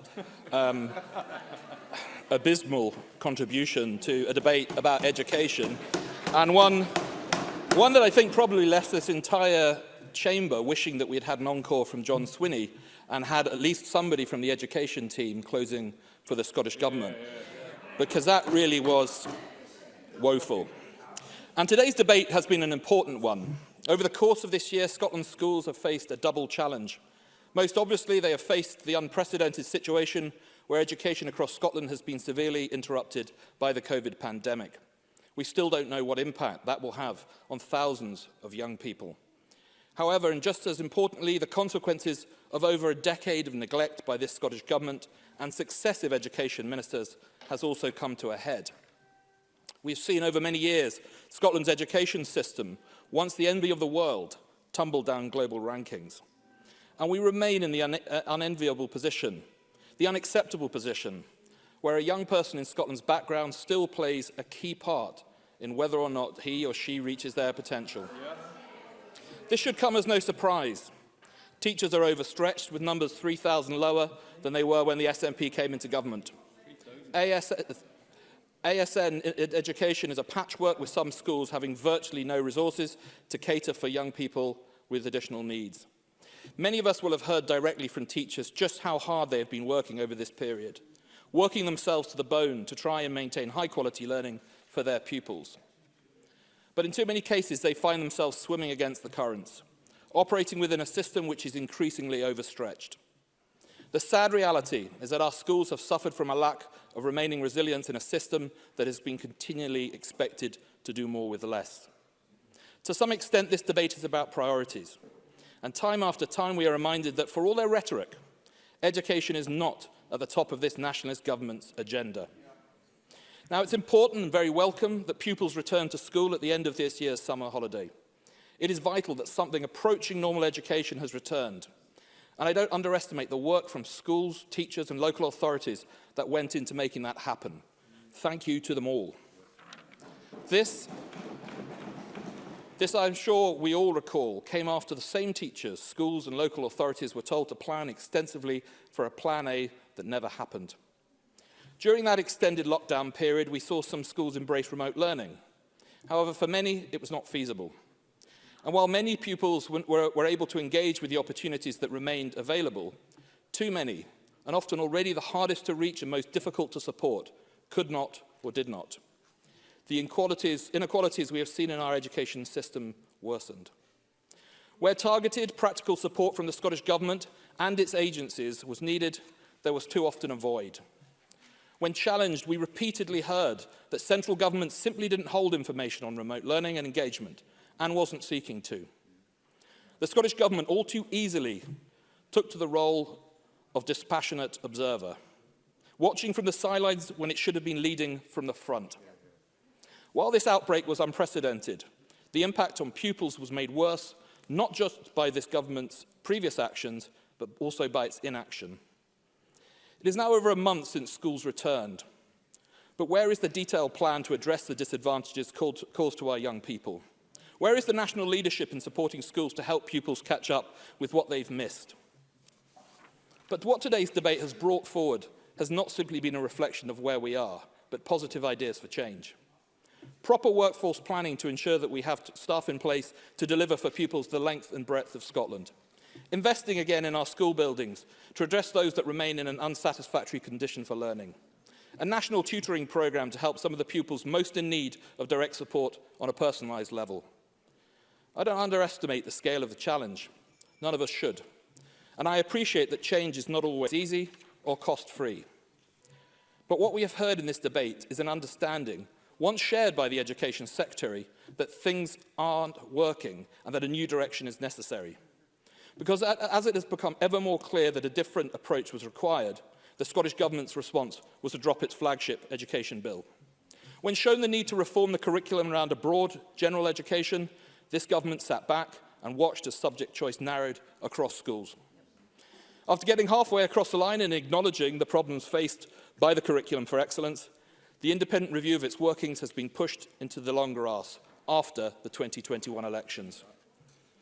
And when faced with positive examples of improvements in other countries, its response was to pull Scotland out of international comparisons. Coming from a government that once promised to, and I quote, oversee a revolution in transparency about school performance, that action alone would be laughable if it wasn't so serious. This presiding officer quite simply isn't good enough. When the First Minister labelled improving Scotland's education system as her top priority and asked to be judged on her achievements, many took her at her word.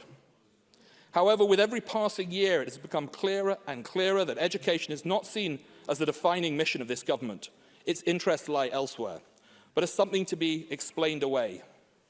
The First Minister's words now ring hollow, a cheap commitment, buying time to get through a news cycle. And today's government amendment, again focusing on what they claim they can't do and not what they can do, is the clearest indication that the SNP's approach is now about finding excuses and not solutions. That is shameful. Now, there were a number of other notable contributions today in today's debate. Jamie Green thanked teachers and young people for all their efforts over COVID, and he talked about the benefits of more teachers, smaller class sizes, reduced teacher workloads, and more individualised education for pupils. And he also highlighted the importance of STEM, something that I'm sure most in this chamber at least can agree on. Liz Smith spoke extensively on the proposals to narrow the attainment gap and the principles which were presented to this Parliament. Sadly, she noted, as did I, that there is a clear lack of delivery with the pressure on teacher numbers and ASN resources. There are pressing problems with vacancies, particularly in some local authority areas, and the barriers to working in the profession. And while we often praise the work to diversify routes into professions where there are identifiable shortages, it appears teaching is not one of those. While we all value having skilled and dedicated people working in our schools, there are real signs that it remains far too inflexible. Alison Harris touched on the 2020 exam diet and her sincere hope that any severe changes to examinations are seen as a last resort. I thought Ian Gray contributed an important highlighting the SNP's broken promises, failing pass rates and cuts within the sector. Sorry, Mr Halker-Johnson. Point of order from Edward Mountain, please. Sorry, Presiding Officer, I'm struggling to hear this with the noise that's going in the background. I'm keen to hear about education and the points that Mr Halker-Johnson is making. But it is really difficult when people at the back are talking and I cannot hear. Thank you, Mr Mountain. Mr Mountain, that is a very important point of order. There is a tendency amongst all members when they come into the chamber to continue conversations that have been happening outside. Please, if you're in the chamber, listen to the contributions and then get ready to vote. Mr Halker-Johnson. Well, I think that was a very important and loyal point by my fellow Conservative Highlands and Islands MSP. Just as what Joanne Lamont said, the Scottish Government action on education was making things worse and highlighted the impact of SNP cuts in Glasgow. And Kenny Gibson, at least for part of his speech, talked about education before enlightening us about his flirtations with the Labour Party. He also talked about Scottish Government investment in schools in his area, but he didn't mention the 250 Scottish schools that the condition of which are deemed to be bad or poor. Brian Whittle talked passionately about those with experience and his experiences of schools and the need to promote good nutrition and physical activity. And he also highlighted the Scottish Government's failure to take responsibility for this devolved area. Presiding Officer, SNP ministers have predictably attacked the Scottish Conservative plans. So I say to them, show us your own plans. Show us an alternative vision for an education system that gets better, rather than one in managed decline. Then perhaps the Scottish Government will have something to bring to this chamber, rather than just more denial and negativity. Because the sense that we are moving backwards has gone beyond this chamber. It can be seen while we still participate in pizza across the world. It's the concern of parents outside of every school gate, parents worried about their children's progress and their futures. Change is not simply about creating strategies that are soon forgotten, it's about real investment. Investment in people, investment in the resources teachers need to do their jobs, investment in our schools as modern centres of learning. It is this investment that pays dividend. The return is not simply in terms of better skilled, more productive workforce, or that is a good enough reason in itself. It is young people having the opportunities they deserve. There is time for the Scottish Government to do the right thing, to set aside their real priority, that constitutional obsession that drives them at the expense of everything else, to instead focus on improving education for all of Scotland's young people, to listen to this Parliament and the voices of experts and of teachers and of parents across Scotland, to do what they promised to do, to make education a priority, and to do it before it's too late. Thank you very much, and that concludes our debate on prioritising education over independence. The next item is consideration of Parliamentary Bureau Motion 22795 in the name of Graham Day, on behalf of the Parliamentary Bureau, setting out a business programme. Could I call on Mr Day to move this motion? Move, Presiding Officer. Thank you very much. And no member has indicated they wish to speak. Therefore, the question is that motion 22795 be agreed. Are we all agreed? We are agreed. Thank you. The next item is consideration of business motions 22796 on stage 1 timetable for a bill and 22797 on a stage 2 timetable for a bill. Again, could I call on Mr Day to move these motions? Move, Presiding Officer. Thank you. And again, no member has indicated they wish to contribute. The question is that motions 22796 and 22797 be agreed. Are we all agreed? We are agreed. Now, the next item is consideration of Parliamentary Bureau Motion 22805 on approval of an SSI. This is on the rent arrears pre-action requirements. Could I call on Graham Day to move this motion? Move, Presiding Officer. And I believe Mr Whiteman wishes to speak against this motion. Andy Whiteman. Thank you very much, Presiding Officer, for the opportunity to speak. For the avoidance of doubt, I'm speaking on the rent arrears pre-action protocol SSI, although we will be voting for this SSI will be opposing the next one on international organisations, immunities and privilege, but not speaking to it. This SSI introduced a pre-action protocol for rent arrears eviction cases before the Housing Tribunal during the period of the coronavirus emergency legislation. The report from the Local Government Communities Committee to Parliament recommending approval of this SSI states that during evidence on 4 September 2020, the Minister Kevin Stewart had confirmed that representatives of private rented sector tenants had been consulted on the regulations. However, as I understand matters, no representatives of private sector tenants have been consulted on this instrument. Presiding Officer, this SSI will be of some utility, but is undermined by the fact that while representatives of landlords have had their say in the drafting, no representatives of Scotland's private renters have had that opportunity, and Parliament should be aware of this important qualification. Thank you. Thank you, Mr Whiteman. And could I call on the Minister Kevin Stewart to respond? Thank you, Presiding Officer. I find it a bit bizarre that Mr Whiteman has chosen to speak in a motion that he'll, on an SSI that he'll be supporting and not speaking in an SSI that he'll be opposing. But there we go. The last few months have been extremely challenging across society, Presiding Officer, with the coronavirus pandemic having significant implications for everyone, including for the many people in Scotland who live in private rented accommodation. In responding to the pandemic, we have been clear that taking eviction action against a tenant because they have suffered financial hardship due to coronavirus should be a last resort. Instead, we want landlords to be flexible with their tenants, signposting them to the range of financial support that is available and working with them to manage any arrears that do occur. We took swift action in March to introduce legislation to protect renters from eviction to the end of September, and we have made most grounds for evictions discretionary so that tribunals can take all individual circumstances into account in their deliberations. And we have already said these protections will be extended to the end of March 2021, subject to parliamentary agreement. Beyond this, we want to make sure that where tenants find themselves in difficulties, private landlords must work with them to help them manage any arrears before seeking eviction.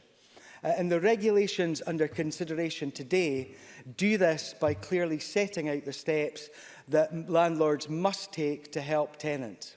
And this should be seen as a clear duty on landlords, but also a mutually beneficial tool that will strengthen relationships and encourage partnership approaches during this difficult period. We have introduced these requirements through regulations to establish them on a statutory basis, making sure that the steps that private landlords must take are absolutely clear and in line, where appropriate, with that of the social sector. By temporarily making most grounds for eviction discretionary, we are ensuring that tribunals have ability to consider the impact of the pandemic on individuals before an eviction order is granted. Adding compliance with the pre-action requirements as part of the discretionary consideration strengthens this power further and is the best way to make sure the independent judicial process takes into account the actions of the landlord. The regulations have been drafted with input from stakeholders representing the interests of tenants, landlords and local authorities through the PRS Resilience Group we set up to help us respond to the pandemic. They were in agreement that the introduction of these regulations will help sustain tenancies and create a level playing field for tenants. We think these benefits go beyond the response to the pandemic and will be looking at what is needed to make the pre-action requirements permanent. We will take every opportunity to learn from the implementation of the temporary regulations and will continue to work with stakeholders across the sector to identify any lessons learned. In summary, Presiding Officer, these regulations represent strengthened protection for tenants in the private rented sector who are facing difficulty with rent payments as a result of the pandemic. They are proportionate, striking a careful balance between protecting tenants and still allowing landlords to deal with issues of non-payment of rent. And I would ask the Parliament to support the introduction of these regulations. Thank you, Mr Stewart. And the question on this motion will be put at decision time. The next question, however, is business consideration of Parliamentary Bureau Motion 22800 on approval of an SSI, and this is on the health protection coronavirus restrictions directions by local authorities. Could I call on Graham Day to move this motion? Move, Presiding Officer. Thank you very much. I believe Mike Rumbles wishes to speak against this motion. Mike Rumbles. I'm conscious that we often ask to vote through secondary legislation on the nod. And I'm sure that if I hadn't objected to this particular piece of secondary legislation, it will have happened this time too. The emergency legislation is too important to operate in this way. In my view, we can't do our duty as MSPs if we simply leave such important scrutiny of secondary legislation to the COVID-19 committee alone, no matter how well they fulfil their role. When Mike Russell gave evidence to the COVID committee on the 16th of September, he said, quote, "These regulations are not perfect, but they are necessary and proportionate, which is why they need to be supported," unquote. Can I make it clear that I fully support the purpose of these regulations, which is to make provision for a local authority to give directions to specified premises, events and public outdoor places in its area for the purpose of preventing, protecting against, controlling or providing a public health response to the incidence or spread of infection by coronavirus in the local authority's area, and that these directions can include closing down premises and or restricting access to them and must be proportionate to addressing the public health problem. Now, I have no problem with any of this because it is putting control of these measures into the hands of our local authorities, who are obviously in the best place to decide these issues. However, what the regulations also state in Section 4 is that Scottish ministers have the power to overrule these decisions of our local authorities. Now, in the explanatory notes, the Scottish Government makes it clear that these regulations only apply to specified premises. It doesn't affect other regulations giving emergency powers to the Scottish Government to implement wide restrictions. So why is it that the Scottish Government still seems to think that it knows best over local authorities when it comes to specific premises in a local authority area? I return to what Mike Russell said in evidence to the COVID committee on these regulations. They are not perfect. Well, Mr. Russell, they are not perfect because the Scottish Government still wishes to be able to direct local authorities to take action on specific premises. He's nodding his head, but that's what it says. It wishes to have the ability to micromanage this issue, and that is another example where the Scottish Government has its management of this health emergency so wrong. It's not good enough to laugh, Mr. Russell. Presiding Officer, I don't mind so much if I'm the only MSP to vote against this particular regulation. I will vote against it. Any regulation which I think it's as wrong as this one is. So I would urge the Scottish Government, when it comes to review these regulations, as it is required to do before the 9th of October, to think again and amend them to reflect the trust that we should have in our local authorities to do the right thing when it comes to restrictions on specific premises in their own local authority areas. Thank you, Mr Rumbles. And could I call on the Minister Ash Denham to respond on behalf of the Government? Presiding Officer, these regulations are a key part of the effort to control and to suppress coronavirus, and by doing so, to protect health and to save lives in Scotland. They give local authorities the powers to make directions in respect of premises, events and public outdoor places. Directions can close premises or prohibit events from taking place, or can impose public health conditions on them. But local authorities can only give directions when very strict conditions are met. A direction needs to be necessary for the purpose of preventing, protecting against, controlling or providing a public health response to the incidence or spread of infection by coronavirus. And the direction needs to be a proportionate means of achieving that. And directions will need to be reviewed at least every 7 days. Directions made about premises or public outdoor places can only last for a maximum of 21 days. And local authorities must take all reasonable steps to give advanced notice of a direction to those affected by one.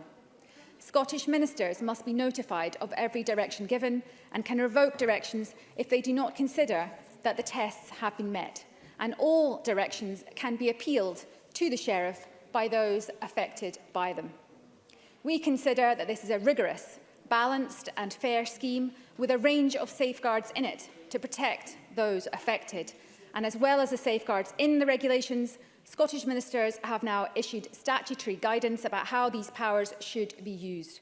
Local authorities are required by the regulations to have regard to this guidance, and the guidance makes absolutely clear that the directions should only be issued at a last resort and that reasonable effort should be made first to resolve any issues by agreement between the local authority and business owner or events organiser. The guidance requires that the use of the 4Es model: engage, explain, encourage and only then enforce. The guidance was produced by ministers in conjunction with local authorities, and we are committed to keeping it updated, learning from how these powers are and aren't used on the ground. Presiding Officer, these regulations are necessary and the powers in them can only be used when necessary. Scottish ministers working with local authorities have given them these powers, and to support this we have also allocated further funding of up to £2.9 million over the next 2 financial years to allow local authorities to step up inspection and enforcement, and we're working with COSLA on allocation of this funding to local authorities. Local authorities want these powers. They need them to protect those living in their areas against the greatest threat to public health in any of our lifetimes. Parliament should support these new powers and support these regulations. Thank you very much. And again, the question on this motion will be taken at decision time. The next item of business, I should say, is consideration of Parliamentary Bureau Motion 22803 on approval of an SSI, and this is the International Organisations, Immunities and Privileges Order, which Mr Whiteman referred to. Can I call on Graham Day to move this motion? Move, Presiding Officer. Thank you very much. And the next item is consideration of 5 Parliamentary Bureau motions. Could I call on Graham Day on behalf of the Bureau to move motions 22798, 22799, 2270801, 22801, 22802 and 22804 on approval of SSIs? Move, Presiding Officer. Thank you very much. We're going to turn now to decision time. Now, I would remind members that if the amendment in the name of John Swinney is agreed, the amendment in the name of Ian Gray will fall. So the first question is that amendment 22780.3 in the name of John Swinney, which seeks to amend the motion 22780 in the name of Jamie Green on prioritising education over independence, be agreed. Are we all agreed? Yes. We're not agreed. We're going to move to a vote, and we're going to go to remote voting to allow members joining us from their constituencies to vote. So I'm going to suspend Parliament for a few minutes just to allow all members to log on to the system. Parliament is suspended for a few moments.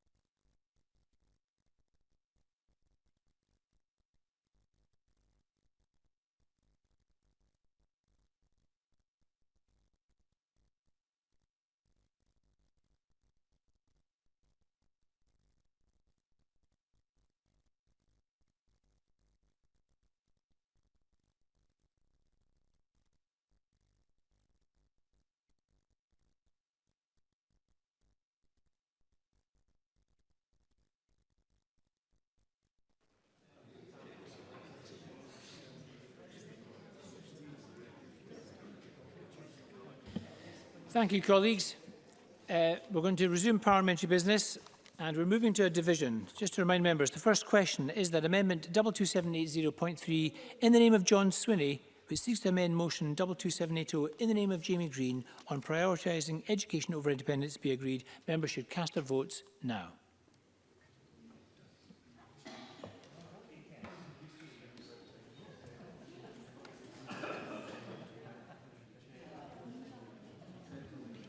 I would remind members this will be a 1-minute division. If members do not believe their vote has been cast correctly well, we're in the middle of voting, try and attract attention to the officials. Once the voting is closed, attract my attention and raise a point of order.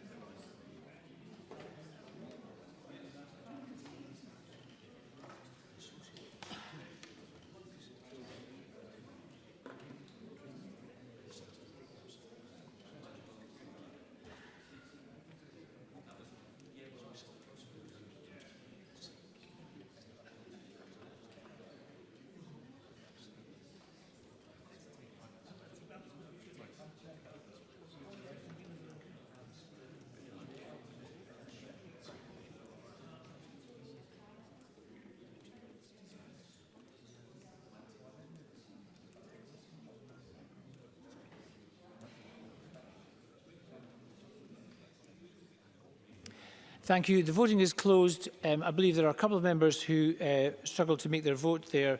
Online, Michael Matheson, I believe you want to raise a point of order, Michael Matheson?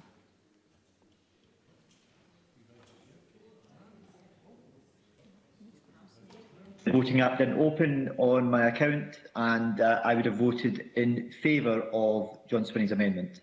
Thank you, Mr Matheson. I'll make sure your vote is added to the record before we announce the result. And Gillian Martin. I'm not Gillian Martin. Yeah, I wasn't able to vote and I was going to vote in favour of John Swinney's amendment. Thank you, Ms Martin. I'm going to make sure your vote is also added to the roll before we announce the result of the vote. Any other members wish to raise a point of order either in the chamber here or online?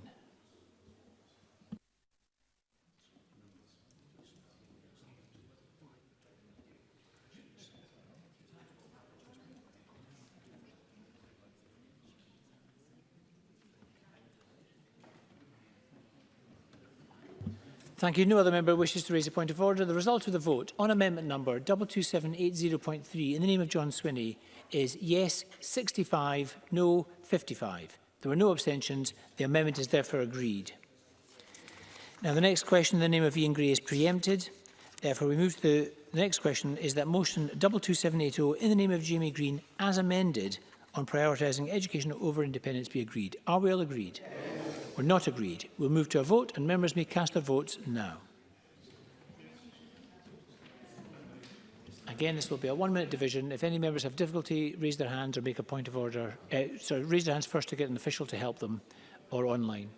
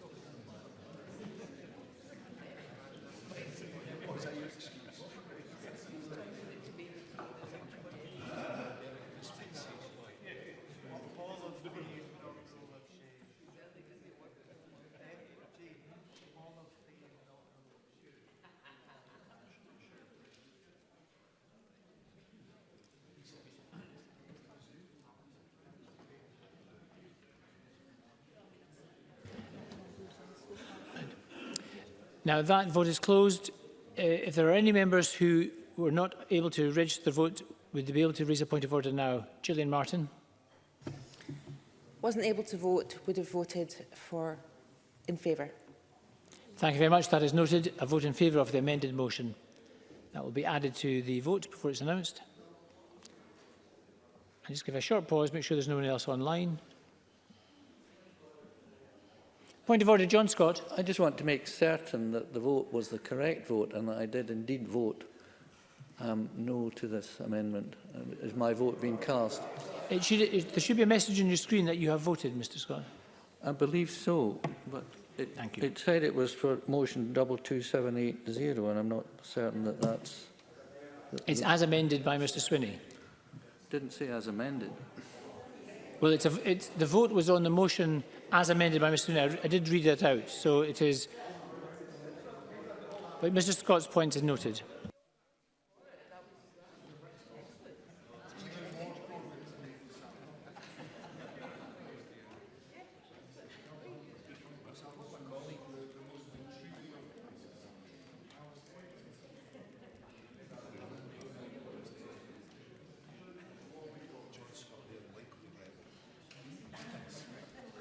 And so Maurice Corrie wishes to raise a point of order online. Mr. Corrie.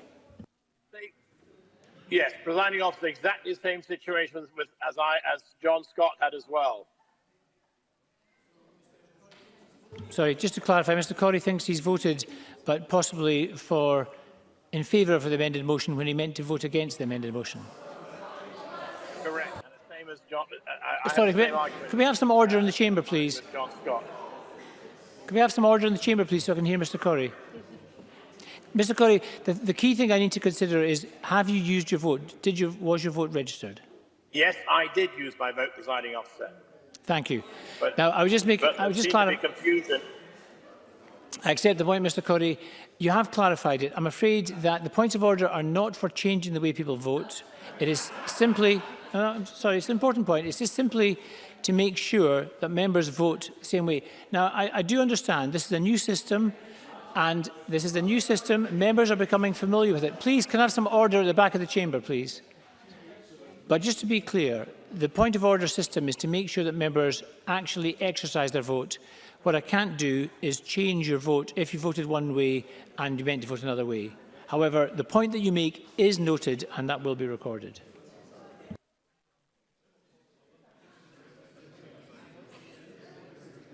Thank you. The result of the vote on motion 22780 in the name of Jamie Green as amended is yes 64, no 35. There were 21 abstentions, and the motion as amended is therefore agreed. Now, the next question is that motion 22805 in the name of Graham Day on approval of an SSI be agreed, and this is the rent arrears pre-action requirements regulations. Are we all agreed? Yes. We are agreed. The next question is that motion 22800 in the name of Graham Day in approval of an SSI be agreed, and this is on the health protection coronavirus restrictions directions by local authorities. Are we all agreed? No. We're not agreed. We'll move to a vote, and members may cast their votes now.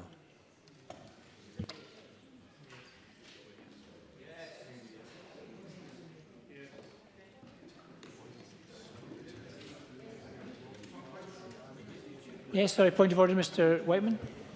Point of order, presiding officer. If I'm not mistaken, I think you said in motion 22803, but then described it as the health protection local authorities, or did I mishear? No, in this case I said motion 22800. 22800.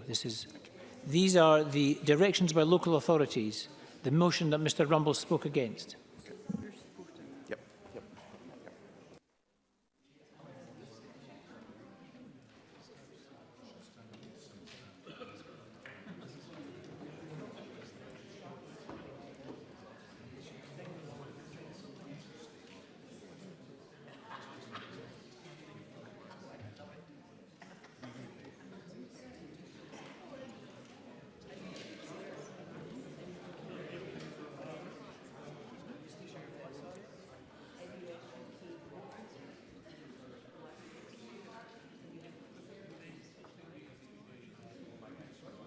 And that vote is closed. Can I ask any member who wishes to raise a point of order? Ms Martin. vote not recorded. I voted in favour, if I could. Thank you. That vote will be added to the roll. Thank you very much, Gillian Martin. And just double check if there are any members online that did not think their vote was recorded.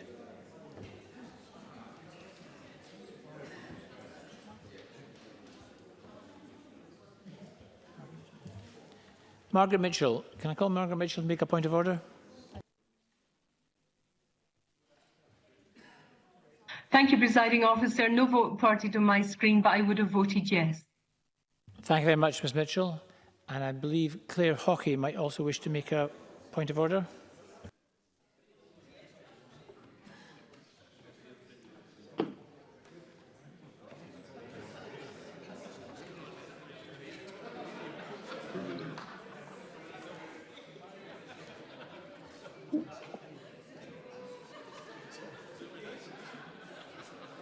Thank you, Presiding Officer. Yes, I want to make a point of order. I can connect to the voting platform and I would have voted in favour. Thank you very much, Ms Hockey. Your vote will also be added to the voter roll. Thank you. Any other members? Just some patience, members. This is important that we all get a chance to exercise our vote. Thank you. In that case, that vote is closed.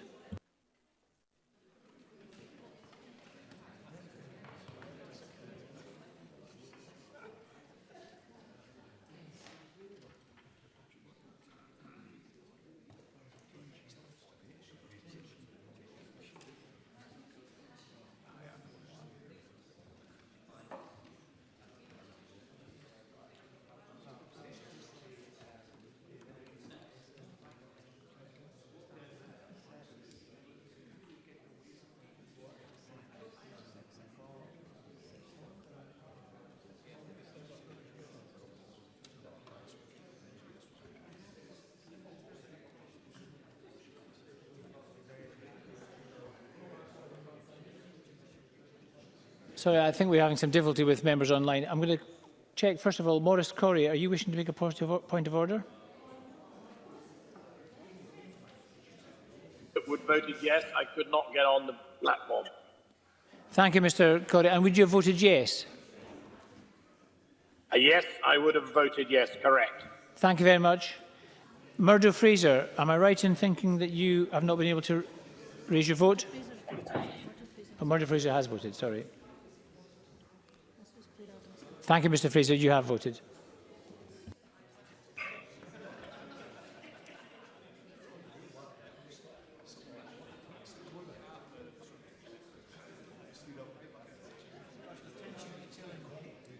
And I believe Claire Adamson wishes to raise a point of order, but Claire Adamson, I can tell you that you have voted. Your vote has been recorded.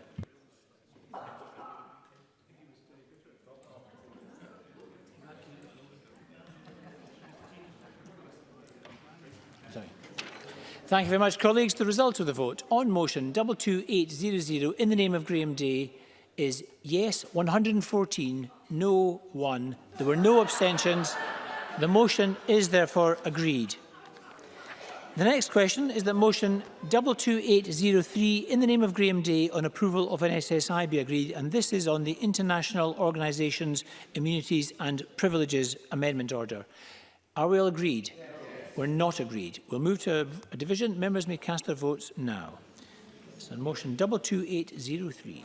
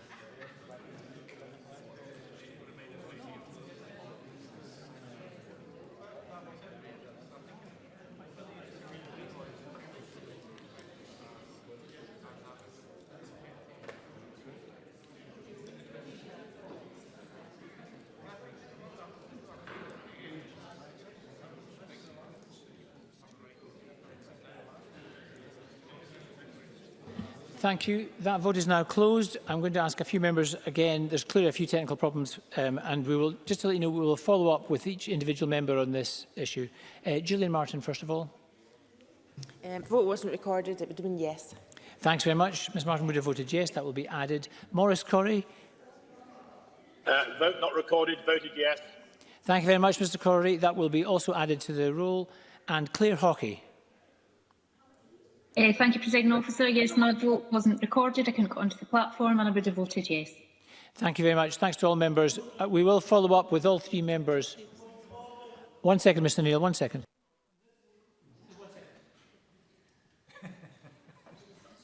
So, and point of order, Ruth Davidson.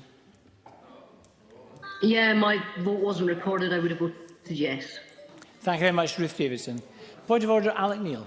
With me, it wouldn't let me on the platform for this vote. I would have voted yes. Thank you very much, Mr Neil. That is also added for the record.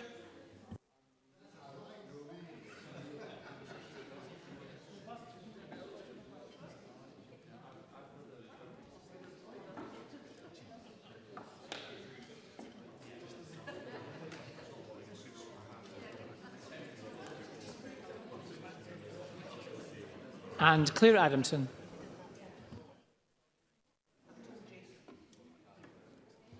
Claire Adamson, would you like to... Thank you, Presiding Officer.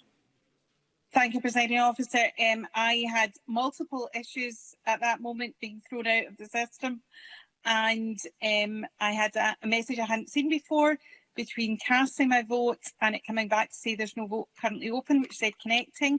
So I have no idea if my vote was cast or not, but I would have voted yes. Thank you very much, Mr Adamson. That will also be added to the roll. Thank you.